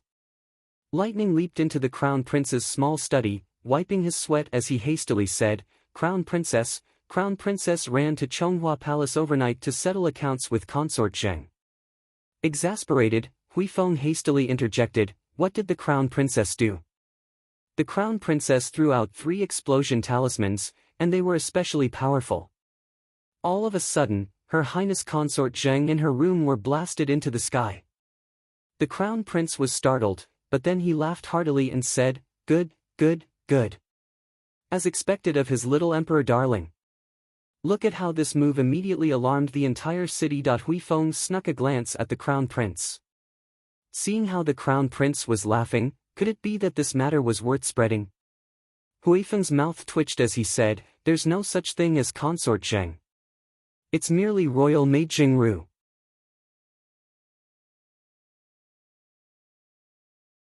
Chapter 928. Lightning nodded repeatedly. That's right, she tossed Jingru into the sky. At first, he didn't know what was going on. If it weren't for someone deliberately moving the leaves he was hiding in, he probably wouldn't have discovered that the crown princess had left in stealth mode in the dark. He and 2 hidden guards had followed the crown princess to Chonghua Palace, only to witness such an exciting scene with their own eyes. Thus, he hurriedly ran over to inform the crown prince and give him a heads up, lest the crown prince didn't know anything and couldn't respond in time. Mo Lien nodded repeatedly as he listened, his gaze gentle as he gazed out the window. Jojo didn't want to make things difficult for him, so he chose to do it himself first. This child's gentleness simply made his heart ache. Your Highness, this matter should have already alerted the great king and queen. Mo Lien nodded and quickly walked outside. Let's go take a look.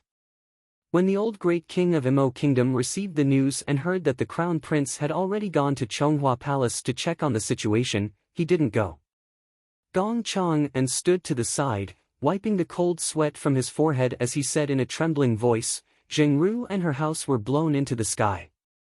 The scene was pitch black, so we couldn't tell what caused the explosion. Mo Lei sighed. How is she? He didn't expect that something would happen the same night after he issued a decree to send her to the cold palace. The old great king didn't feel good either. After all, she was the person he had doted on for so many years. If she was gone all of a sudden. She's severely injured and only has 1 breath left. Gong Chang and said in a low voice, but that Mammy Su by her side is miraculously unharmed. Oh?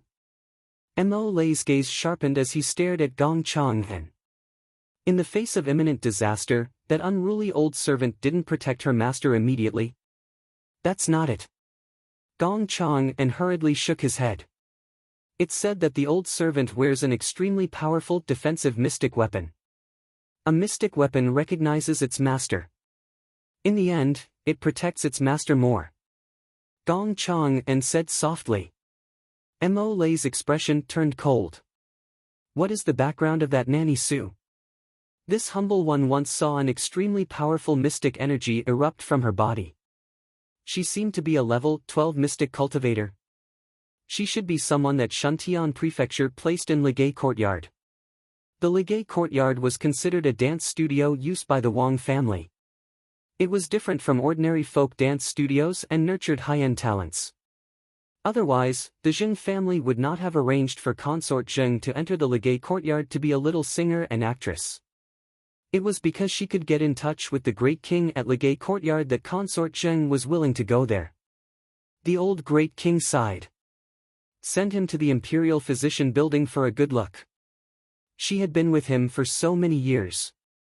No matter what, she couldn't bear to do it. Have you found out who's behind this matter? Is it? The old king suddenly paused halfway through his words. How could Gong Chang dare to answer? He had been with the great king for so many years, so how could he not know what the great king was thinking? The great king wanted to ask if His Highness the Crown Prince had hired someone to do it. After all, His Highness looked like he wanted to immediately execute Zhengru. Sigh, forget it. The old great king waved his hand and said, don't continue investigating. If the investigation really led to his son, could it be that he would behead his precious son for a consort? Therefore, there was no point in investigating.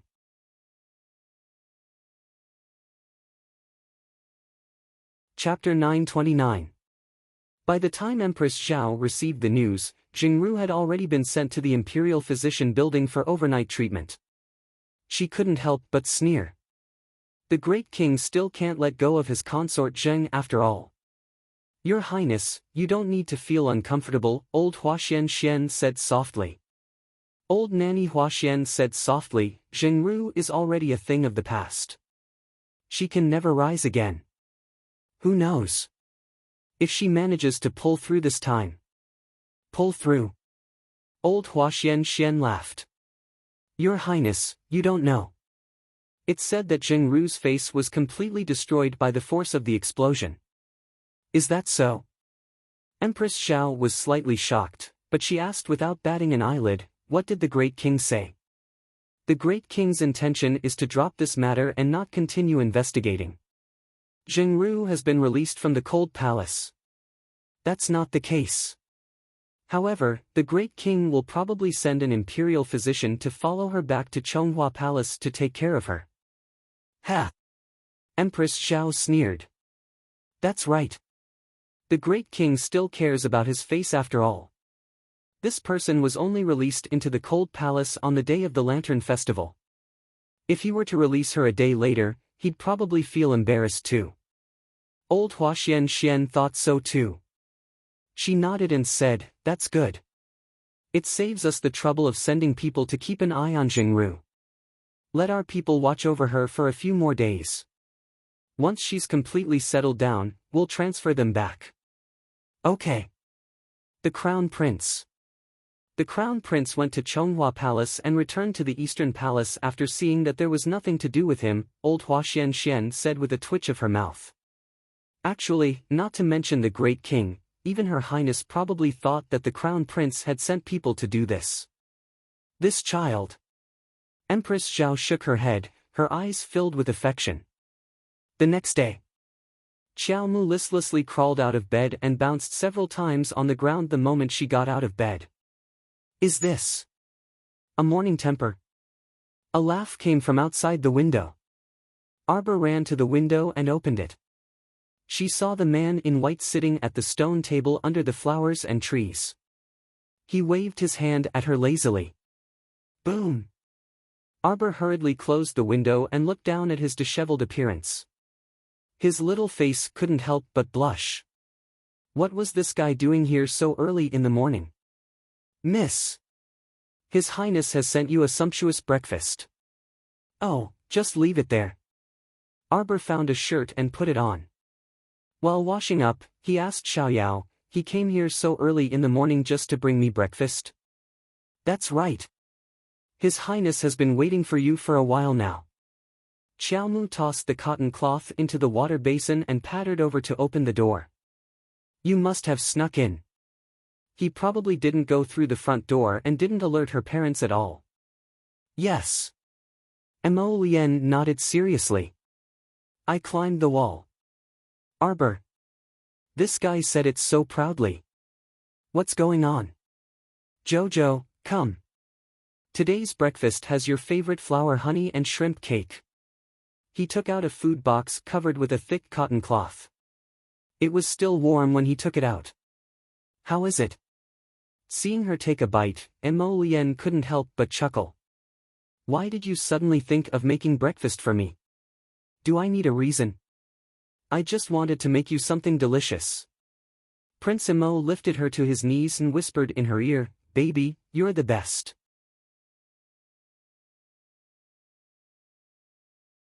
Chapter 930. What's so good about me? Arbor said indignantly.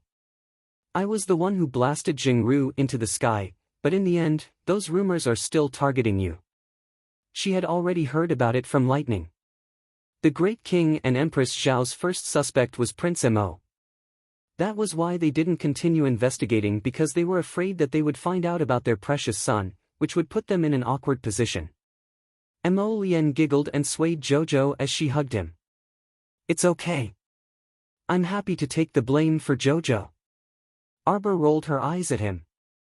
Then what was the point of her running over to Jingru in the middle of the night? Why didn't they think that I was the one who did it? Darling Qiao disagreed and patted her chest. I'm a great talisman master.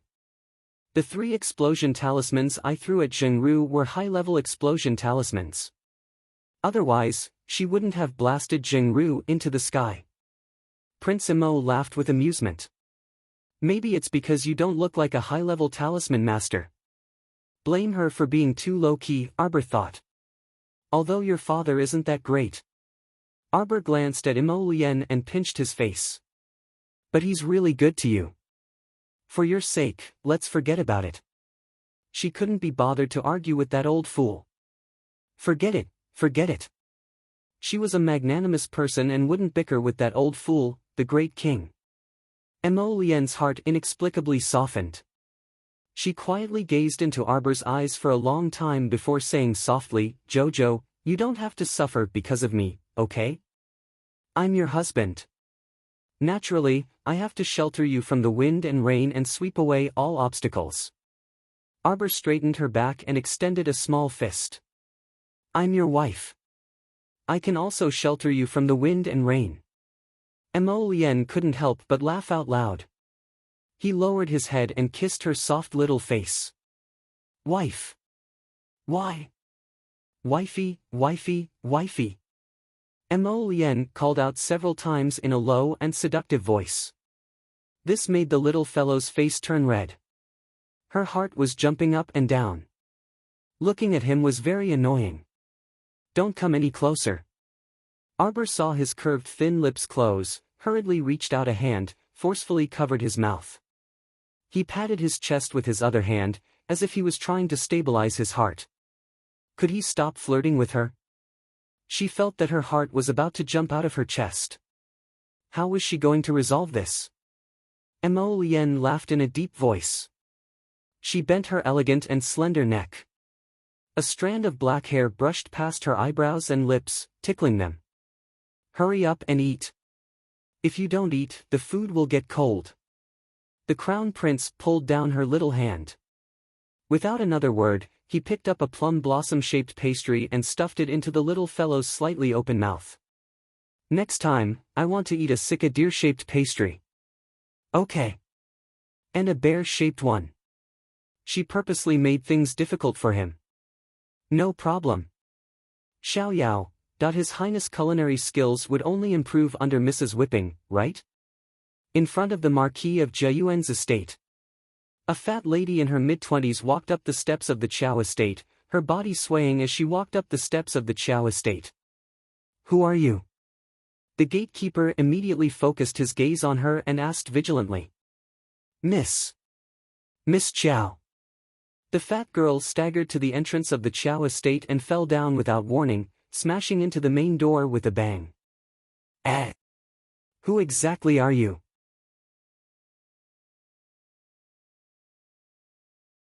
Chapter 931. Your internal injuries are a bit serious, so you need to recuperate properly. Arbor sat on the edge of the bed and put down the chubby girl's wrist. Rest well. Xiao Bao.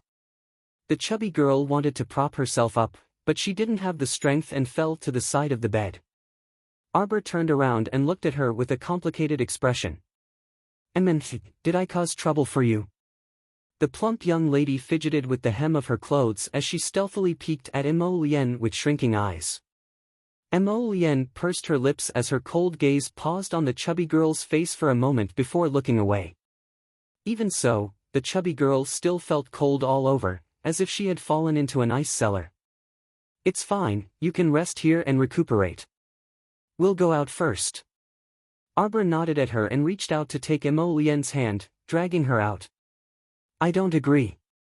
Mo Lien hadn't gone far when she said in a low voice, You're so smart, so you should know that there's something wrong with this person. How can you leave her behind and put her in danger? Could it be that you really believed that excuse of hers? Mo Lien cast a glance behind him and gazed coldly at the fat young lady's residence. She's called Xiang Yuanyuan. I met her when I went to the Qin estate to apply for a maidservant position. Arbor pointed with two small fingers and looked up at Mo Lien. At that time, none of those maidservants were willing to pay attention to me. Only she would take the initiative to talk to me. Prince Mo looked at this childish little fellow and couldn't help but be speechless. Looking at her somewhat bashful expression, Mo Lien's gaze finally relaxed after a long time. She reached out to pat her little head. Actually, our Jojo really wants to make friends. Humph. I don't have friends. Xiao Mu pridefully turned her head and walked outside. Xiang Yuanyuan said that on the day of the competition, Omega Kotoku had specially arranged for a group of people to kidnap the eldest daughter of the Qiao estate. I know she's lying, or rather, Omega Kotoku is lying, Arbor said calmly. With Omega Kotoku's cultivation, how could he allow an ordinary person to eavesdrop? How could she clearly tell Xiang Yuanyuan that Mu Xiaobao was just an alias and that her real identity was the first miss of the Marquis of Jiayuan's estate? No one would believe that it wasn't intentional. Mo Lien nodded. It's good that you understand. This lie was full of loopholes.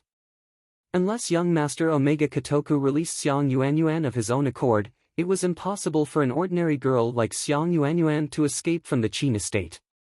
Knowing the second young master's plan, she could only be a dead person. Right now, I just don't know what Qin Xian wants to do. Arbor frowned and walked out of the guest courtyard where Xiang Yuanyuan was staying. Do you believe that this Xiang Yuanyuan is innocent? Mo Lien's expression was slightly grave. Arbor glanced at him and shook her head. I don't. Then why aren't you throwing her out? Although she's just an ordinary person, who knows, she might be able to give you a fatal blow at a critical moment. Mo Lien paused in the middle of his words. He sighed softly and held her small hand. Perhaps she used to be pretty good, but now, none of us know what she'll do next. I know. Arbor nodded obediently. I'll send her away after treating her injuries. It won't take long, at most 4 to 5 days. I'll send someone to keep an eye on her. If she makes any strange movements, sorry, for your safety, I'll send someone to deal with her.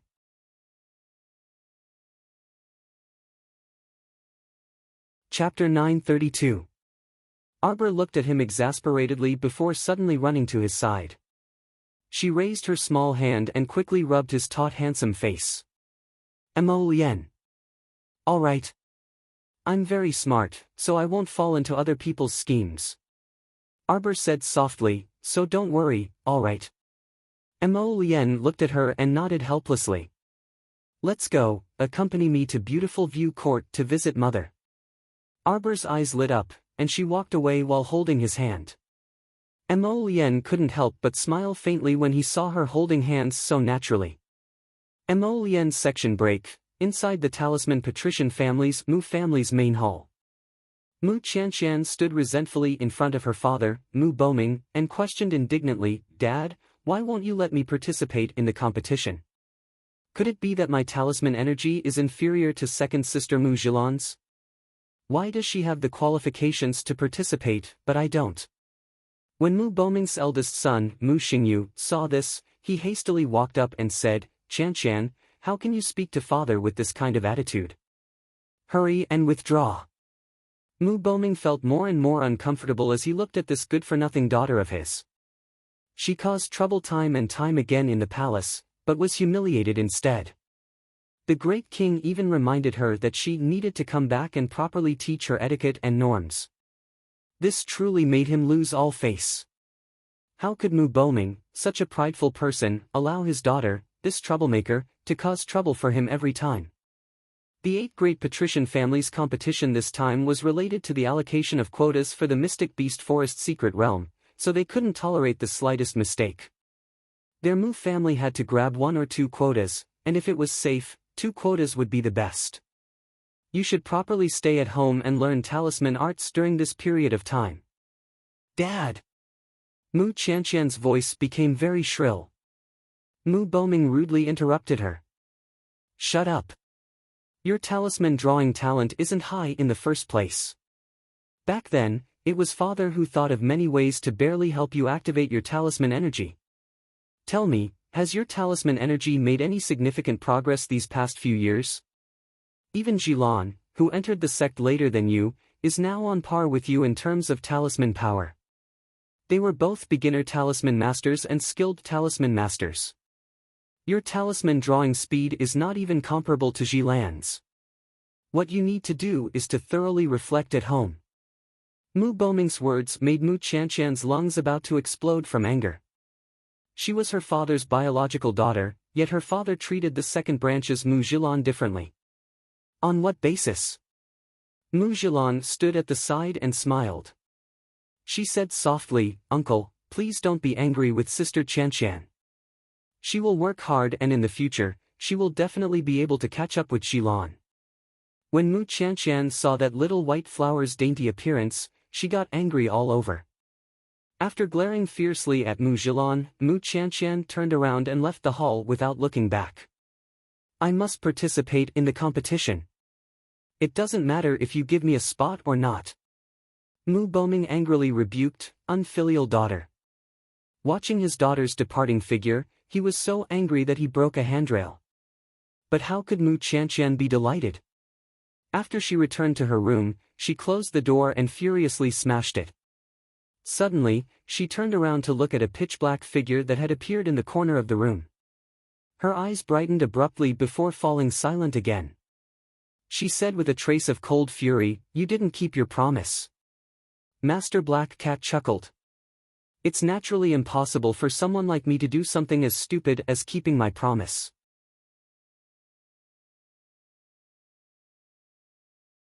Chapter 933. You!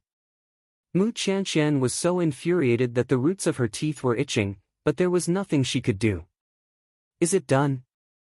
I heard that your 8 great patrician families will be holding a martial arts competition in 2 days. Master Black Cat boldly answered Mu Qianqian's question and spoke in a hoarse voice. "What do you want?" Mu Qianqian asked indifferently. "I also want to go and take a look. I wonder if Miss Mu can bring me along at that time." Master Black Cat said with a smile, "Moreover, I also want to personally witness the effects of this soul swap curse of mine." Mu Qianqian remained silent. "Isn't that so?" Master Black Cat let out a hoarse laugh. "This soul swap curse is something that I nearly spent my entire life to draw. Eldest Miss Mu, I want to personally see you use it." Mu Qianqian couldn't resist asking, "How did you know?" "I want to use the soul swap curse on the days of the competition." Master Black Cat spread his hands. "This old man guessed, but I didn't expect that I guessed correctly. This old man was thinking that since you want me to finish crafting this soul swap curse in 7 days, you must be in a hurry to use it. Give it to me." Mu Qianqian stretched out her small hand. Master Black Cat shook his head at her. "Eldest Miss Mu, you seem to have forgotten to give me something." Mu Qianqian bit her lip. Recalling their previous transaction, she simply steeled her heart and took out a small square wooden box from her pocket, stuffing it into Master Black Cat's hands with her eyes closed. "For you." Master Black Cat finally smiled happily and took the wooden box from her. He opened it to take a look, and a pleasantly surprised expression appeared on his face. "Good, good, good. With such a one-of-a-kind summoning talisman, I will definitely be able to copy and research it. Ha ha ha." Mu Qianqian's lips couldn't help but reveal a mocking smile. There are so many people in the talisman patrician families, and some seniors couldn't even figure out this summoning talisman in their entire lives. "You? Copy? Heh heh." Master Black Cat pursed his lips in displeasure and harumphed coldly. "That's your talisman patrician family. The talisman practitioner's talents are all very ordinary, so how can they be mentioned in the same breath as this old man?" Master Black Cat is indeed absolutely confident. "Of course." Master Black Cat smiled eerily and abruptly shot out a wooden box of about the same size from its sleeve, flinging it into Mu Qianqian's hand. "The soul exchange talisman must be used carefully. You'd better keep in mind what this old man has said before. Don't get yourself into trouble, ha ha ha ha." Black Cat Master said with a joyful expression, as if he was watching a good show. However, most of his face was hidden under the pitch-black hood, so Mu Qianqian simply couldn't see it clearly. "You can leave now." Mu Qianqian bluntly chased the guest away. "Be careful when you go out. It's still daytime right now after all, so you mustn't let anyone see you. Miss Mu, I'll see you on the day of the competition." The Black Cat disappeared from her room in a flash. Leaving behind a series of hoarse and unpleasant laughter, he said, "This old man is really looking forward to that day. It's really delightful to be able to see my work play a role with my own eyes." Mu Qianqian tightly gripped the small wooden box in her hand as she coldly enunciated each word. "I'm also looking forward to it very much. Achoo! Achoo!" Arbor closed a small window in passing and rubbed his nose. He set down the medical book in his hand and called out, "Xiao Yao. Why is it so noisy outside?"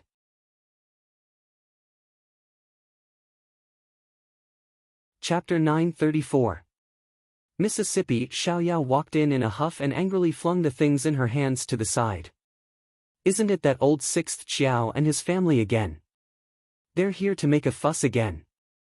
Arbor had been busy recently, so after settling old sixth Xiao and his family in a small residence on Shilua Street, she let them be. After all, each family had their own matters to attend to, and she couldn't possibly take care of everything. What's the fuss about? Arbor asked indifferently, her expression much more distant. 3 days ago, their family came to ask Madam for a large batch of food and cloth. It's enough to last them for at least half a month. I didn't expect them to come again today.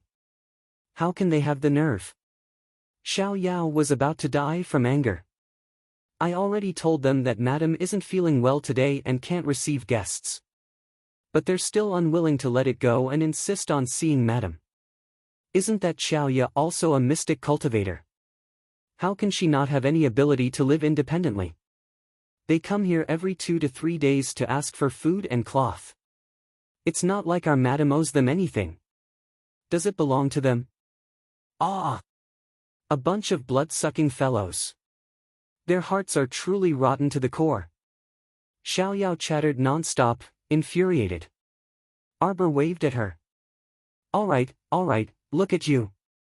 Don't you think it's funny that you're angry to this extent?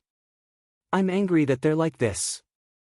Xiaoyao became angrier the more she spoke. Shouldn't people have self-awareness? How can they always think that Madam treats them well and self-righteously think that it's only right? Our family doesn't lack food or cloth, but we're not saints. Could it be that we have to bless all living things? Shine the light on everyone? It's simply baffling to the extreme. Arbor couldn't help but snicker. This was her first time seeing her Xiaoyao so angry. Look at how angry you are. If my brother Xiaohu sees this, he'll think that I bullied you. Miss. Xiaoyao blushed and rolled her eyes. Why are you still in the mood to joke with Xiaoyao? You can't barge in, you can't. Ah! From the outer courtyard came the cry of a servant girl. Bang! Bang! It was the sound of someone being kicked to the ground.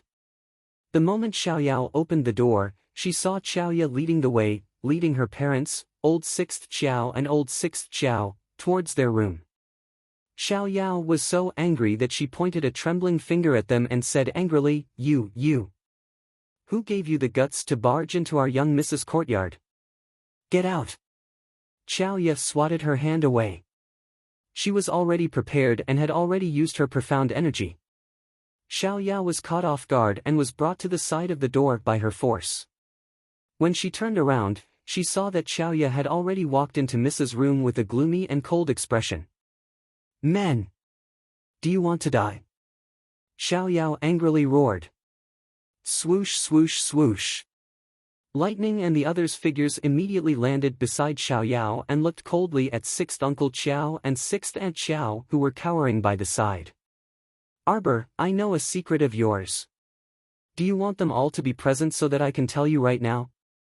Xiaoya raised her chin and stared at her with resentment. As if the girl in front of her wasn't her clan sister, but an enemy. Arbor's heart slowly turned cold. I don't have a secret. You do. Xiaoya's voice suddenly rose.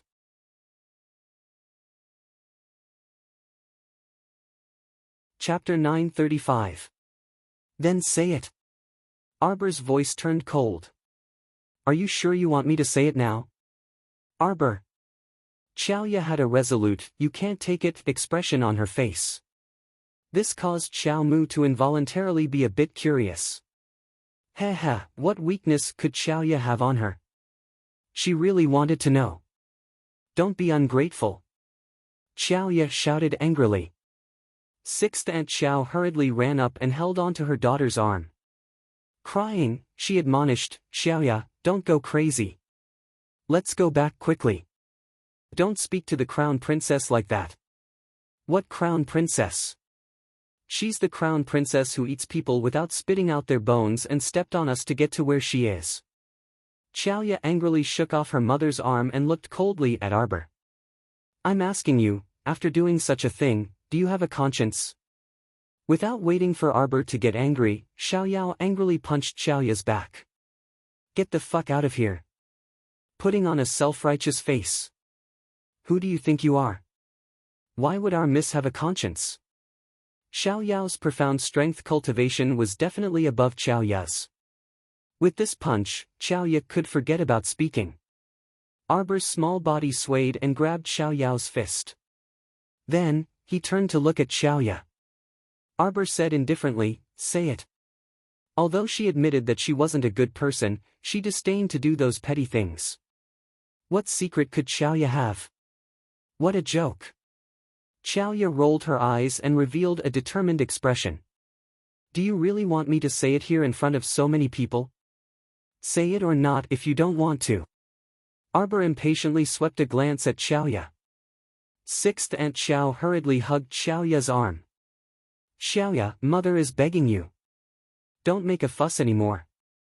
Let's go home, go home. I'm not going back. Xiaoya forcefully shook off Sixth Aunt Xiao's hand, pointed at Arbor, and angrily rebuked, do you think you can send us away like beggars by giving us a few days' worth of food and a few bolts of cloth? Arbor. You wish. You owe us all of this. Xiaoyao's lungs were about to explode on the spot. She was about to blurt out a curse when Arbor reached out and stopped her. Xiaoyao stole a glance at her Mississippi. At this moment, she really had to admire her Mrs. unchanging face. Paralysis. Face. Yes. She had people pointing at her nose and scolding her, yet she was still able to remain so calm and collected. Sob sob sob, sure enough, the young miss who did not show her emotions was the best. Arbor. I know your secret. Xiaoya's face was right in front of her. Her eyes were staring straight at her like a pair of dead fish eyes. This kind of Xiaoya was very unfamiliar. Arbor's heart was filled with emotions. The big sister Xiaoya who would hold her little hand and give her half a steamed bun to eat was indeed gone. Arbor. You predicted that there would be a zombie outbreak in the village that day, didn't you? Following Xiaoya's angry shout, Arbor's heart instantly sank. She really did not expect that the so-called secret that Xiaoya wanted to expose was actually this. Her rebirth was indeed her life's biggest secret. She did not even tell Mo Lian. As for Xiaoya, it was impossible for her to have such an imagination to connect her to the fact that she was reborn. Slightly stabilizing her emotions, Arbor coldly said, I don't know what you're talking about.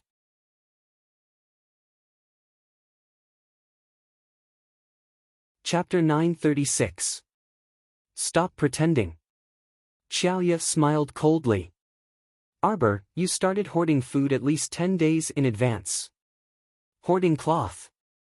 Hoarding all kinds of daily necessities, I wasn't wrong about that, right?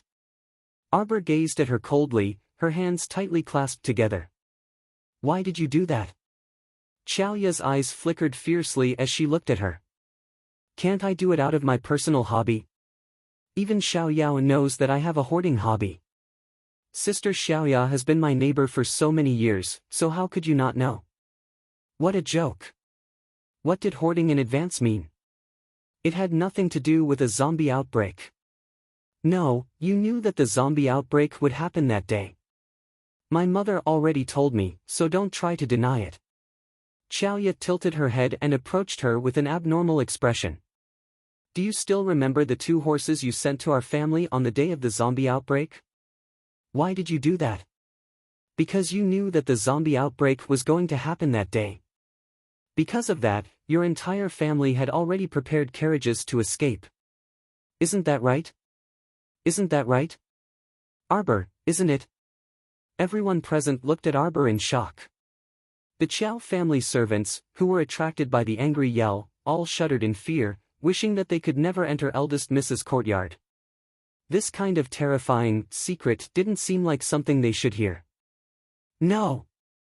Xiaoyao charged over like an enraged female beast and slapped the chattering Xiaoya to the ground. Our miss has had a hoarding hobby since she was young. She just likes to collect things. Is that not okay? If her mother hadn't let it slip, she wouldn't have known that the 2 horses that helped her family escape from the hellish Quoto village were sent by Arbor. Moreover, from what her mother said, when Arbor sent the horses over, she repeatedly requested for their family to move to Shijo City together. Every time her mother brought it up, she would say with great regret that she didn't listen to that little girl's words back then and leave with them. Would those things not have happened? Do you know how we survived all these years? Xiaoya angrily glared at Arbor with hatred. When we escaped from Quoto village, I wasn't a mystic cultivator yet. I'm only 12. Our family of 3 are all ordinary people. Under those difficult days, I had no choice. I could only rely on myself and continuously sell my body to make my way to the capital with great difficulty. What's funny is that your mother has the nerve to ask my mother how we got to the capital in the past few years. Ha ha ha. Xiaoya suddenly jumped up from the ground and threw herself in front of Arbor, wanting to grab her shoulders. Lightning reacted very quickly and pulled out her long sword, blocking her hands. You selfish woman, why didn't you say so back then? We're all from the same village. We are still from the same family. That's how you treat us. If you had told us that such a terrible thing would happen and told us to prepare in advance, would I have become what I am today? Xiaoya couldn't help but scream angrily, the whole village was killed by you, you selfish woman. It's you. It was you who killed them. How cruel of you to do this.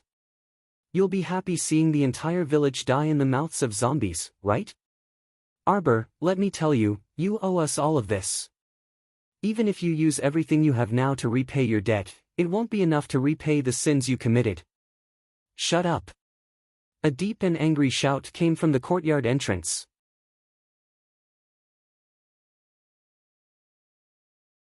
Chapter 937.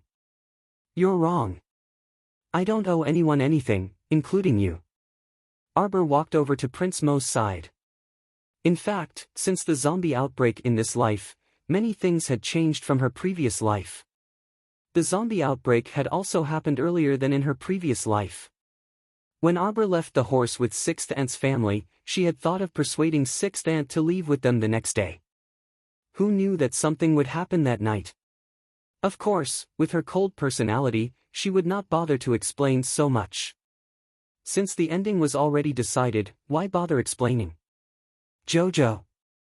Emolian directly held her small hand and turned around to walk into the room. You can just leave it to your subordinates to deal with this kind of discontented person. Qiao Laolu hurriedly knelt down and stammered, Your Highness the Crown Prince, please forgive our Xiaoya. Bang! With a sweep of his sleeve, Emolian shut the door to the room on the spot. Arbor's mood was indeed somewhat low. She quickly stole a glance at him and said, You heard everything, didn't you? He pulled her aside the draping curtain and led her to the table. He pressed her to sit on a small stool. Jojo. I did know that the zombie would go berserk, Xiao Mu quickly confessed. I knew. Emolian also sat down beside her and looked at her with a smile. Didn't you also remind me to be careful on the way back to the capital? Arbor's expression was slightly startled. Emolian, I didn't know that the zombie outbreak would happen earlier. I could have entered the city earlier, so when I escaped that night, although I made sufficient preparations, I was still a bit flustered. Don't you think that I'm very strange? Arbor asked softly. What's strange about it? You're such a little fool. Emolian reached out and pulled her into his arms, gently patting her head. You were just a 7-year-old child. It was already good enough that you were able to take care of yourself and your family. No one has the right to demand otherwise from you. Moreover, to him, the common people and the thousands of paths were not as important as his Jojo. He didn't want her to protect anyone else. He only wanted her to protect herself. At your age, if you rashly ran to the villagers and told them about this, they would have been killed. Who knows, he might even be burned as a demon who spouts nonsense. Emolian said coldly, so, don't believe Xiaoya's words. You're not wrong. Aren't you going to ask me how I know about the zombie outbreak? Arbor looked at him nervously. Mo Lien shook her head and patted her back. That's not important. Say it when you really want to. But I hope that you won't suppress too many things in your heart. Can you promise me? Arbor nodded lightly, feeling much more relaxed. Let them leave the capital. She understood Prince Mo too well. Don't be fooled by his gentle appearance, he already had murderous intent in his heart. Once Qiao Ya's family left the Marquis of Jiyuan's estate, it would be their time to die. If she spouts that so-called secret. Mo Lien didn't want her Jojo to have any more trouble in the future. Arbor raised her little head proudly. They're just a few weaklings. Why would I be afraid of them spilling the secret? Tsundere darling.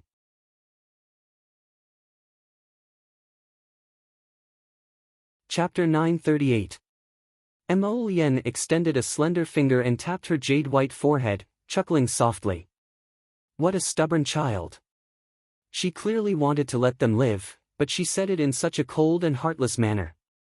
Old Qiao's family of 3 was politely ushered out of the Marquis of Jiyuan's estate. Upon hearing the news, Wei Ziqin hurried to the door and said coldly, "Please wait." "Ziqin, are you really sick?" Faint astonishment flashed through Sixth Aunt Qiao's eyes. Even she thought that Wei Ziqin was avoiding them earlier. Wei Ziqin had a sickly expression and a thick fur cloak draped over her shoulders as she was helped out of the door by Chunying. When she heard this, she couldn't help but sneer. There are some things I originally didn't want to say, but you shouldn't blame Jojo. Back then, she wholeheartedly wanted to take all of you with her. Sixth Aunt, speak with your conscience. Was it because you were obstinate and didn't want to leave? Cough, cough. Madam. Chunying extended a hand to support Wei Ziqin's arm. After Wei Ziqin was brought back from Clearwater Fine Park that day, she had caught a bit of a cold and hadn't recovered from her coughing. It was especially cold today, so she shouldn't have come out to be exposed to the wind. Wei Ziqin raised her hand to stop Chunying from speaking. She looked indifferently at Sixth Uncle Qiao's family and said, I understand my daughter better than anyone else. Even if you treat her a bit well, she will return it 10 times over. I'm guessing that she originally wanted to go over the next day to persuade you, but that night, no one knew that zombies suddenly broke out in the village. Did we want that to happen? No one wanted that to happen. Wei Ziqin reprimanded loudly, her expression somewhat agitated. Ziqin, we understand. Your health isn't good. Go back and rest first. Sixth Aunt Qiao's eyes shrank as she glanced at Madame Wei. Wei Ziqin took out a storage talisman and handed it to Sixth Aunt Qiao. Take good care of it. There's enough supplies for 3 months inside. Drip a drop of blood and you can retrieve it. From now on, everything between us will be written off. All of you. Please take care of yourselves. After Wei Ziqin finished speaking, she didn't wait for Qiao Lalio's family to reply and turned to enter the house. With a cold face, Chunying slammed the door shut with a bang. Sixth Aunt Qiao opened her mouth and wanted to say something, but when she caught up with the stairs, she saw the door close with a bang. For a moment, she felt a lump in her throat. She didn't know why, but she had the urge to burst into tears. It was as if he had pushed this family out with his own hands. This feeling of a complete break was really hard to bear. Early in the morning the next day, the family of 3 boarded a donkey cart that they had contacted and quietly left the Mo Kingdom capital. The carriage was shaking slightly. Qiao Ya was curled up in the innermost part of the carriage. She hugged her knees with her hands and kept her head down in silence. Xiao Ya, it's all my fault. It was Mother's wrong decision, so. Xiao Ya lowered her head and shook it slightly. Her voice was low and there was a hint of sobbing in it. It's not your fault, Mother. It's my fault. I thought too much of a person's heart. It's my fault. She thought that she had abandoned her, betrayed her. The instant they met again, she even felt that that person was too dazzling. She really wanted to destroy this dazzling person with her own hands. The little donkey cart rocked out of the Mo Kingdom capital. Chaoya seemed to see two half-grown little girls holding hands by a small stream in Kwoto village. Eat. She stuffed half a steamed bun into Chaoya's dirty hands. But all of this couldn't go back. Chaoya suddenly burst into tears.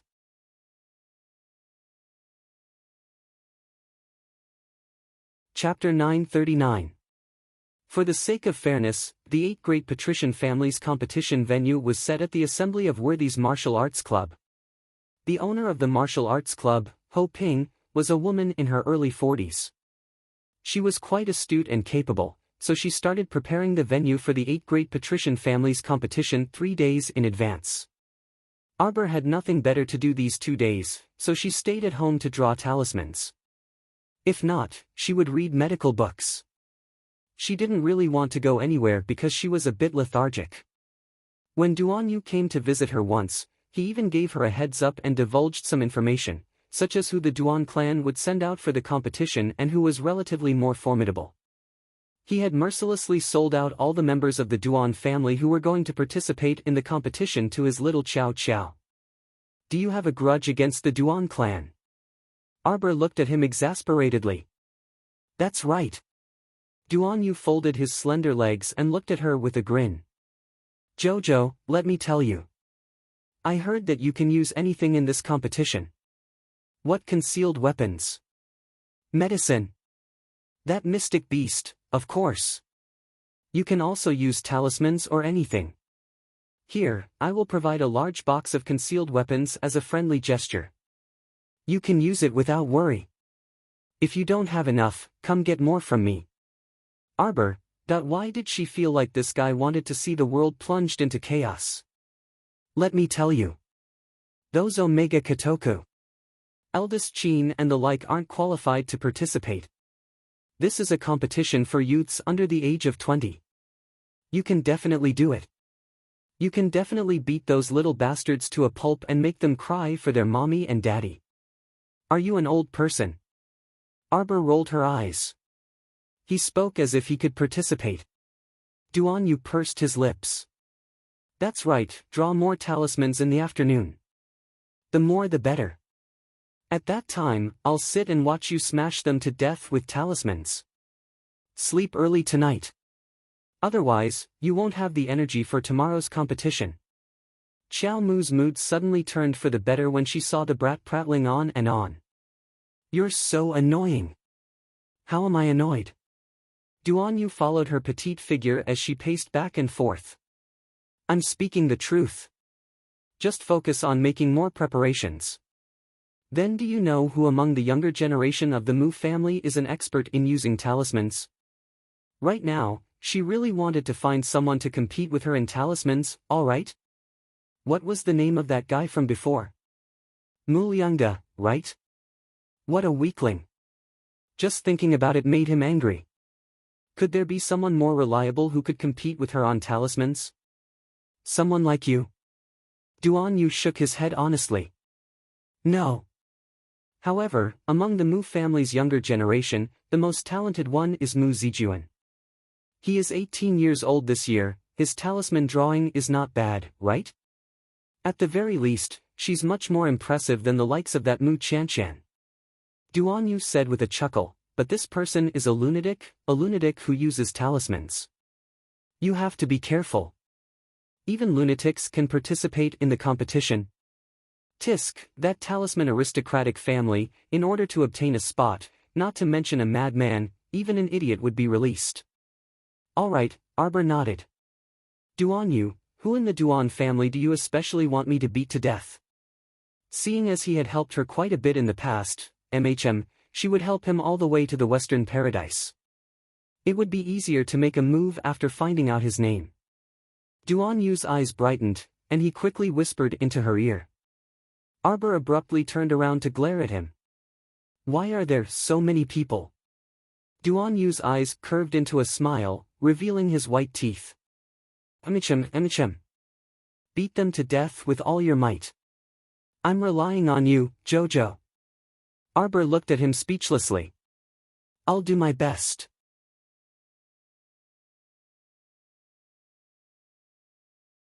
Chapter 940. Nighttime. Inside Chonghua Palace's eerie little woodshed. Zhengru lies on the ice-cold ground, feeling the approach of death. Her entire body feels like it's in a furnace, so hot that her entire body feels like it's going to burn up, burning from the inside out. The Imperial Physician Building's doctors can still handle the surface burns, but the heat poison inside the body is something that almost all of the doctors are helpless against. Heat poison? When has she ever been poisoned with heat poison? When Zhengru hears this news, she almost can't believe it herself. Who in the palace isn't like her, eating and drinking every day with extreme caution? How could she be poisoned with heat poison without rhyme or reason? Creak. Because Zhengru suffered a serious blow from the explosion, her neck is also seriously injured, so she's basically unable to lift it right now. But she's very clear that these footsteps are Mammy Sue's voice.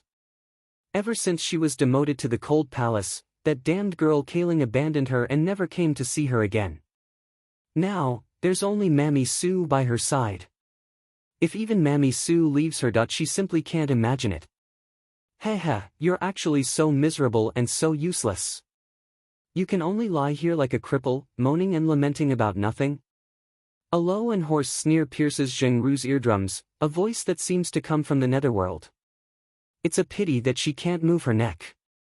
And because her eyes were damaged by the explosion, her vision is already very blurry. It's only when the person follows Mammy Sue in front of her and gets very close that she can clearly see that this short man is one of the short clowns from the Luo family troupe.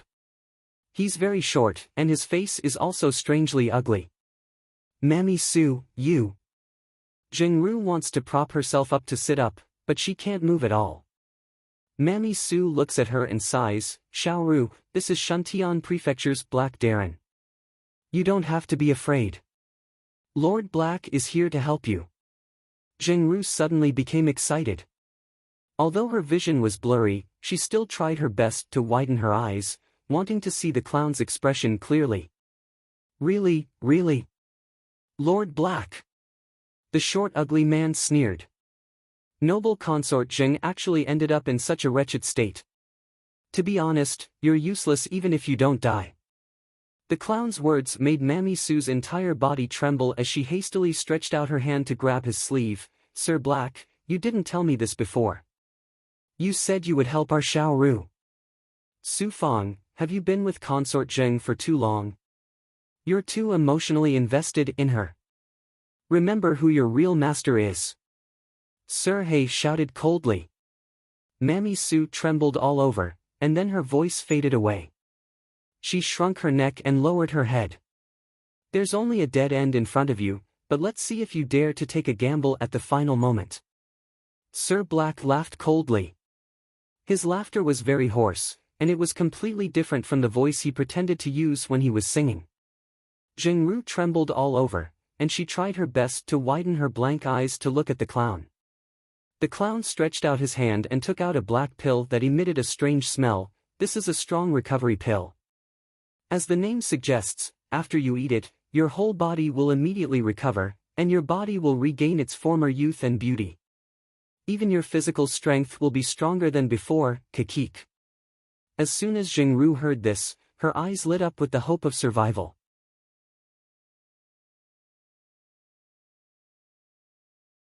Chapter 941. Heavens!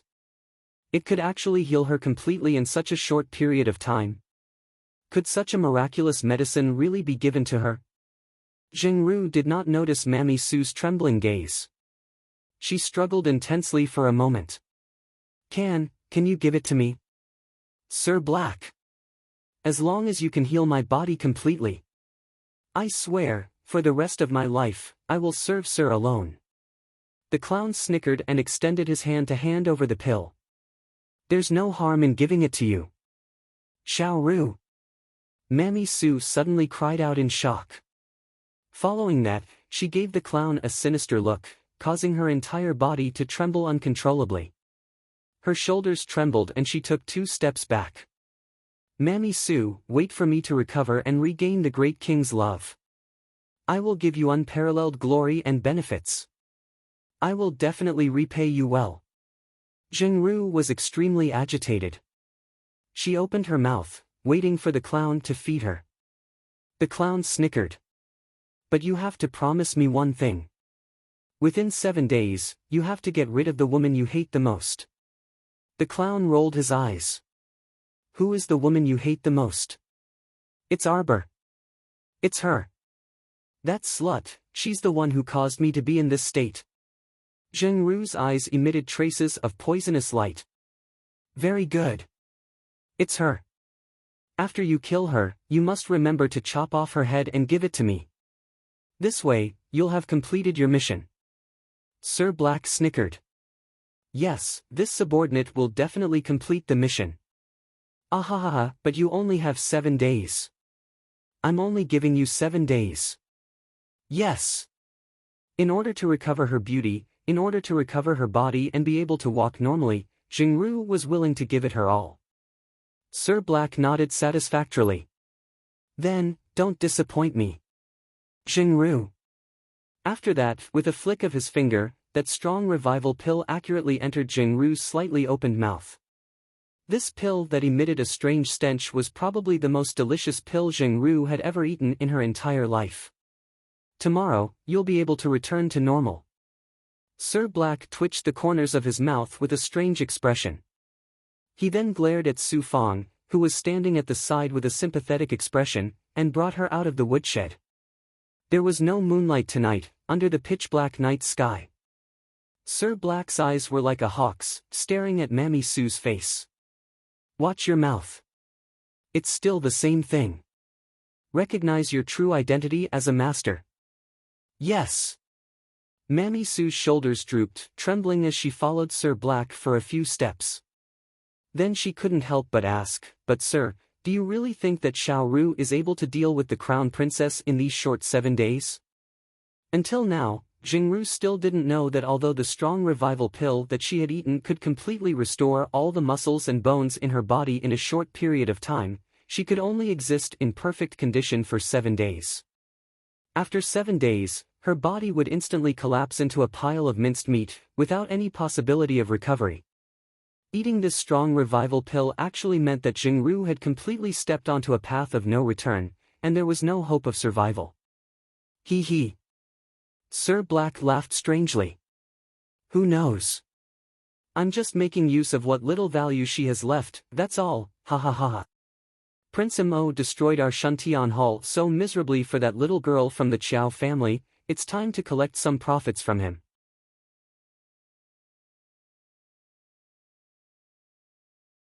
Chapter 942. Noon had yet to arrive.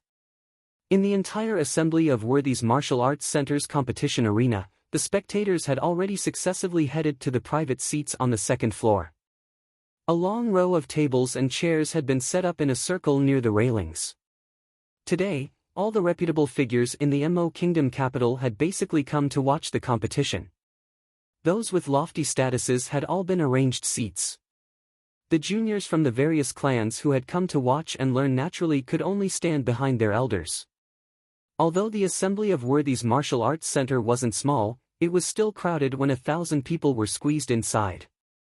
As a result, some of the smaller clans' patriarchs weren't arranged seats and could only stand slightly further back to watch. Even so, those who could come basically all came to watch. After all, this was a rare competition. The entire Mo Kingdom capital was seething with excitement because of this 8 great patrician families' competition. At this time, the common people were also gathered outside the assembly of Worthy's Martial Arts Center, relishing in the discussion of this grand competition. In order to let those common people know the results of the competition, the Martial Arts Center's master, Ho Ping, even specially had people sit in front of the Martial Arts Center and set up tea for a live broadcast, just like a storyteller. A group of people came after hearing the news, surrounding the streets to inquire about the news. Each and every one of them was more excited than the people about to compete. Hey, I heard that one of the 8 great patrician families was chased out of our Mo Kingdom capital a few days ago. Then why is it still the 8 great patrician families' competition? You don't understand this, right? I heard that the Qiao family that was chased out is the crown princess's family. They don't know what's good for them. Who knows what kind of bizarre thing they did to anger our crown prince, so they were chased out. Now, the crown princess's father, the Marquis of Jiyuan, is in charge of the Qiao family. Right. I also heard that the crown princess will be representing the new Qiao family in the competition this time. I'm so excited. It's a pity that I'm not part of the 8 great patrician families, so I can't go in to watch the competition live. They're here. Wow, the Qin estate's 2 young masters are here. In the blink of an eye, the entire street was covered in the screams of love-struck fools. Duke Qin, Duke Ziqin, young master Ziqin. Oh, my Duke Qin. When Imo Lian led Xiao Mu down from the carriage, she saw a large group of neurotic women chasing after and intercepting something in front of them. With a single glance, he saw 2 young masters of the Zither estate trying to break through the group of women under the heavy protection of more than a dozen servants. Make way. Please make way. Arbor was almost embarrassed to death by them. A bunch of idiotic women, as if they had never seen a handsome man in their lives. Wow, it's the crown prince. Aya, your highness, it really is your highness. Long time no see, your highness. Damn it. Fuck, stop squeezing. Squeeze your sister. Jojo, save me. Crown Prince immediately turned into a pitiful little boy and bitterly followed behind Arbor. He even very naturally reached out and wrapped his arms around her waist, blocking her in front of him. This bastard. Scram! Seeing that a pervert's hand was about to touch Mo Lian's handsome little face, Arbor threw a punch and threw the pervert out of the circle. Jojo, save me. On the other end, Duan Yu was dragging Situ Yi over. Their clothes were a bit disheveled from the tugging, and they ran over with pale faces. Arbor was furious, and with a karate chop, he knocked down a certain woman who refused to let go of Duan Yu's sleeve. Why aren't you fighting back? They were all idiots. Don't you know? Our Mo Kingdom capital has a written rule that mystic cultivators are not allowed to attack normal people without reason.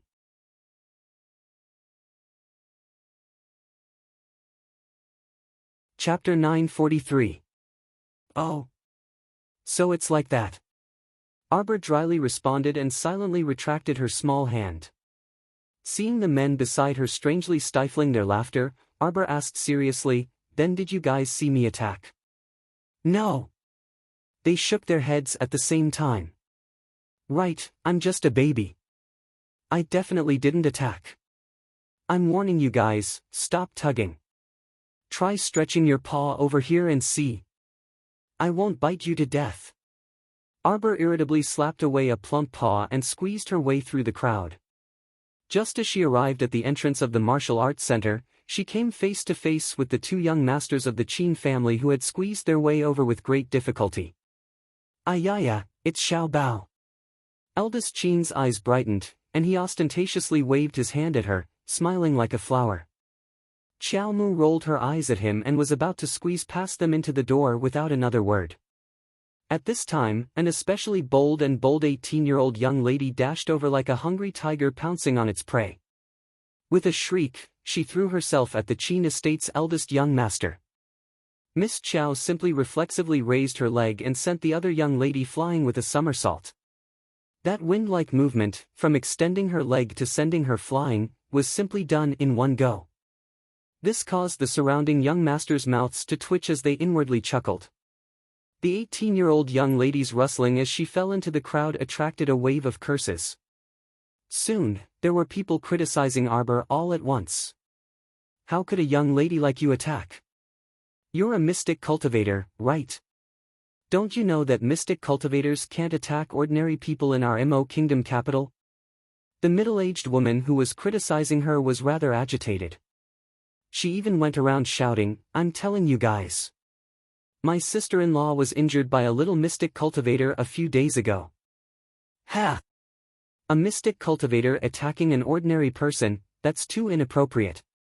Right, we can go to the capital magistrate's office to report her. Don't think that we don't understand the law. How am I a mystic cultivator? Do I look like a mystic cultivator to you? Arbor asked expressionlessly. She indeed didn't look like one. How old was a soft and adorable little lady with a stoic face? How could she send someone flying with a kick? Could it be that their eyes were playing tricks on them just now? Bad way, bad way, bad way, bad way. Chilming, chilming. Chilming, chilming. Amidst the hubbub, two groups of very obvious shouts could be heard from the left and right. The crowd had no choice but to move to the side a little, making two small paths for people to pass through. Hong Bai of the Hong clan and Fan Chuming of the Fan clan each led two small teams and walked over in an imposing manner. Most importantly, there was a large group of men and women following behind him. Let's call them fans for now. They carried large flags and slogans, and there were even people who specifically directed the fans to shout slogans in unison. They were valiant and high-spirited, as if they were raising a flag to rebel. Xiao Mu's gaze swept over before she rolled her eyes and uttered, "Idiot." Prince Imo held back his laughter and coughed lightly. "Jojo, there are too many people here. Let's go in." Arbor nodded. Just as he was about to turn around, he saw an average-looking man in his mid-20s squeeze out from the crowd behind him. He jogged the entire way and feigned a forthright laugh. He stretched out his arms in a hug and ran towards Duanyu, who was on the steps. "Old Four, I've been looking for you for a long time." Duanyu's lips curled into a wicked smile. He sent out a burst of mystic energy from his fingers, which hit that man's knee like a storm.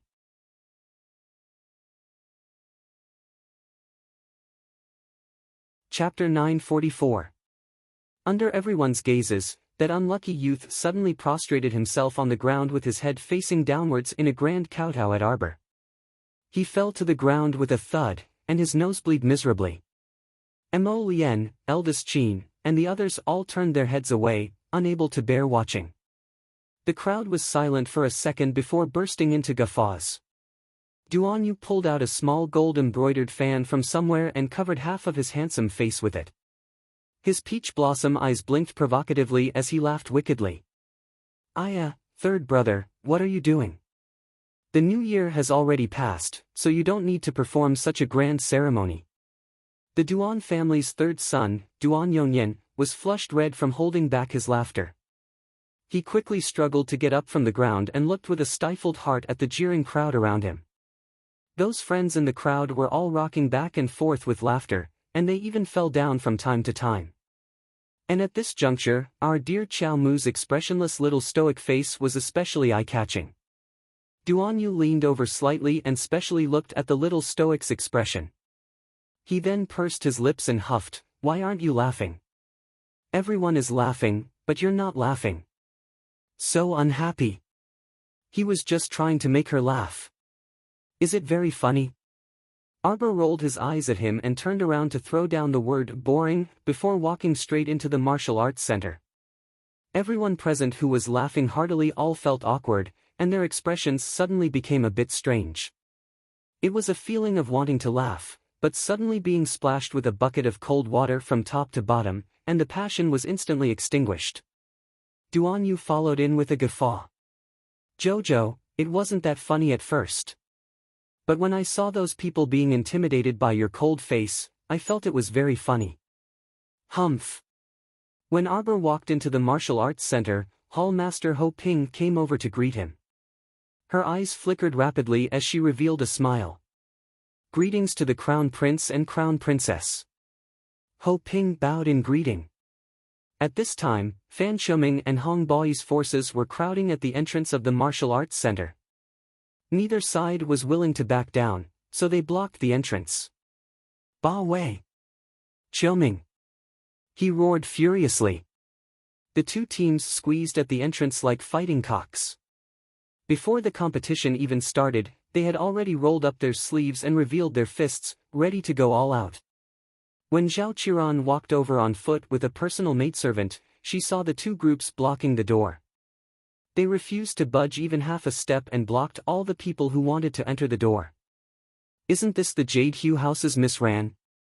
Why would a brothel girl come here? Tisk! Does she think that she can still enter the 8 Great Clans competition to watch it?" While everyone was talking, the owner of the Jushin Martial Arts School, Ho Ping, ran out as if she was putting out a fire. She quickly separated the two teams that were about to fight and said, "The competition is about to start. You'd better go in and prepare. Don't be late for the first match." Fan Xiuming and Hong Bai both stepped into the Jushin dojo at the same time. Fortunately, both of them were of standard build. They squeezed through the door and walked in at the same time. The two teams behind them shouted and waved their fists as they also fought to be the first to enter. This caused the owner of the Jushin dojo, Ho Ping, to wipe her sweat and shake her head repeatedly. "Hall Master Ho." Zhao Qiran nodded at Ho Ping and leisurely walked into the martial arts center.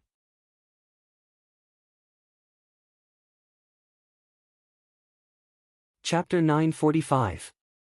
The expressions of the aunties who were currently gesticulating at Miss Ran behind her back instantly turned somewhat unsightly. What a foul atmosphere! How can even brothel girls enter the martial arts center? Isn't that so? Is it a competition or a song of romance? It really gives people a strange feeling. Ho Ping knitted her brows upon hearing this, and she turned to look at those gossipy women. Miss Ran came because of someone's invitation. "Ladies, watch your mouth and don't speak irresponsibly." The aunties all revealed disdainful expressions, but they didn't dare to continue arguing with Ho Ping.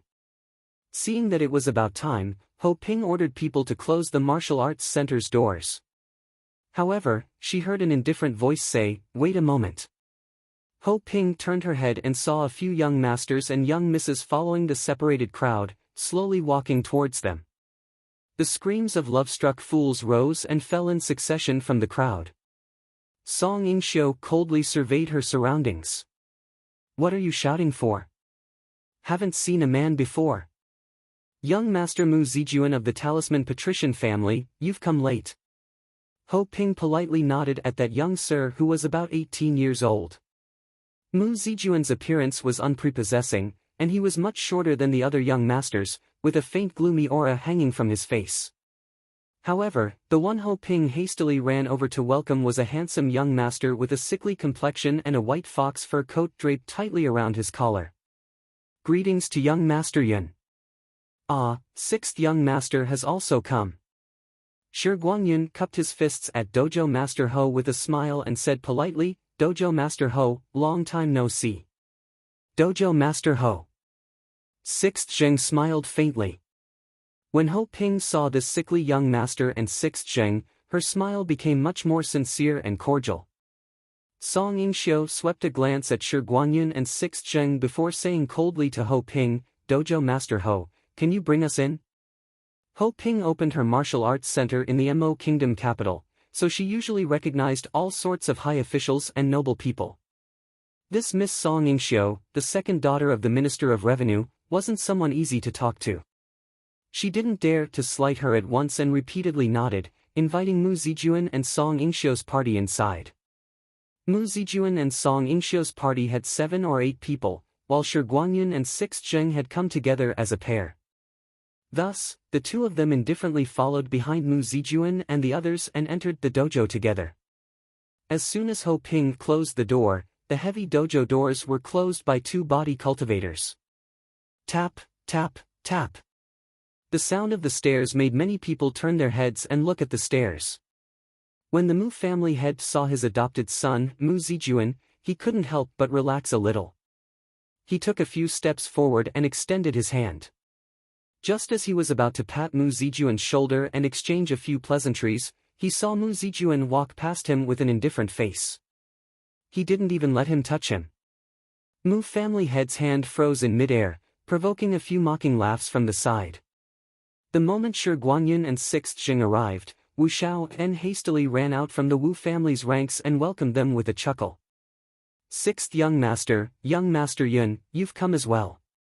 The competition was about to begin. It was said that the rules of today's competition were a little weird. There was no need to draw lots. Whoever was capable could go up. The 6 people who can stand on the field in the end would be considered the winners. Sixth Zheng nodded. Shi Guangyun saw Prince Mo with a glance and hastily went up to salute in greeting. Mo Lien was slightly taken aback. She greeted him with a smile before her gaze landed on Sixth Zheng.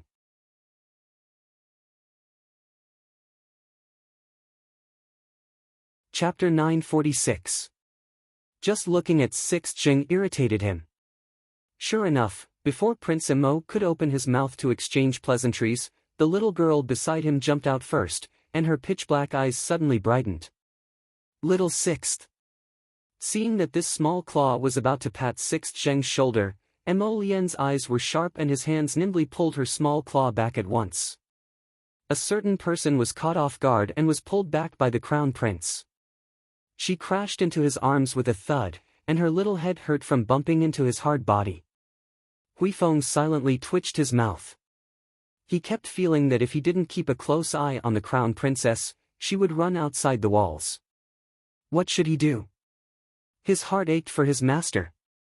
Guarding against this and that, he felt that everyone was especially unreliable. On the side, Duanyu felt so angry. He discovered that the little girl's eyes would freaking light up every time she saw Sixth Zheng. Why the heck was it like this? Where did this unorthodox Sixth Zheng pop out from? Sixth Zheng. Duanyu jumped up, but the elderly man, who was silently sipping tea next to him, didn't even look up. He looked calm, but his mouth couldn't help twitching. I haven't sparred with you in a long time. Let's go. I'll compete with you, punk. Duanyu suddenly jumped down from the second floor. Sixth Zheng naturally wouldn't shrink back. He turned to glance at the little girl before also pressing down on the railing. His body rapidly jumped down and landed steadily in front of Duanyu. Ho Ping, who was about to announce the competition rules, was speechless as she looked at the two young sirs who jumped onto the competition stage before her. Has the competition started? Fuck, I'm not ready yet. Who went up first? They're simply warriors, alright. Everyone knows that it's more worth it to go later. I heard that the competition rules are that the one standing at the end is considered the winner. That seems to be the Jing estate's sixth young master. He's not from our 8 great patrician families. Isn't little fourth Duan not qualified to participate in this competition? What was going on? Everyone was dumbfounded as they looked at the two people below who had already entered battle mode. Duanyu gently blinked his beautiful watery eyes and swayed his waist as he chuckled. Little Sixth Zheng, you have to be careful, ah. As soon as he finished speaking, a string of bead-like concealed weapons shot towards Sixth Zheng at top speed. They directly circled around him like a curtain of beads, instantly covering his entire body. Explode! Duanyu grinned, but a cold glint flickered in his eyes. After a series of loud bangs, little Sixth Zheng's figure was completely shrouded in layers of smoke. A long raven-bone sword appeared in Duanyu's hand, and a snow-white ray of light suddenly slid past Sixth Zheng's eyes. Duanyu, what are you doing? The little girl jumped up. Duanyu actually drew his sword? This guy would only draw his sword when he was about to kill someone. Duanyu. Don't bully Lil 6. Arbor was so anxious that he jumped down the stairs. Prince Emo didn't even have time to catch it. Seeing the little fellow jump, the corner of his mouth couldn't help but twitch. Behind his master, Huifeng had a hard time suppressing his laughter. So strange, I keep feeling like the crown prince is going to be cuckolded. That when Duanyu saw Miss Chow jump down, he had already stealthily put away his sword. At this time, he was looking at Miss Chow innocently. I didn't bully little Sixth Zheng. Little Sixth Zheng, are you alright? A certain person wanted to pull little Sixth Zheng up, but Duanyu pulled her to his side. You're tuning into the Passion Pages YouTube channel. We're so grateful for your support and don't forget to subscribe to join us on this incredible journey through captivating stories. Your generosity through donations truly makes a world of difference, as it's the primary source of revenue that allows me to expand and enhance this channel for you. Thank you from the bottom of my heart for being a part of this adventure.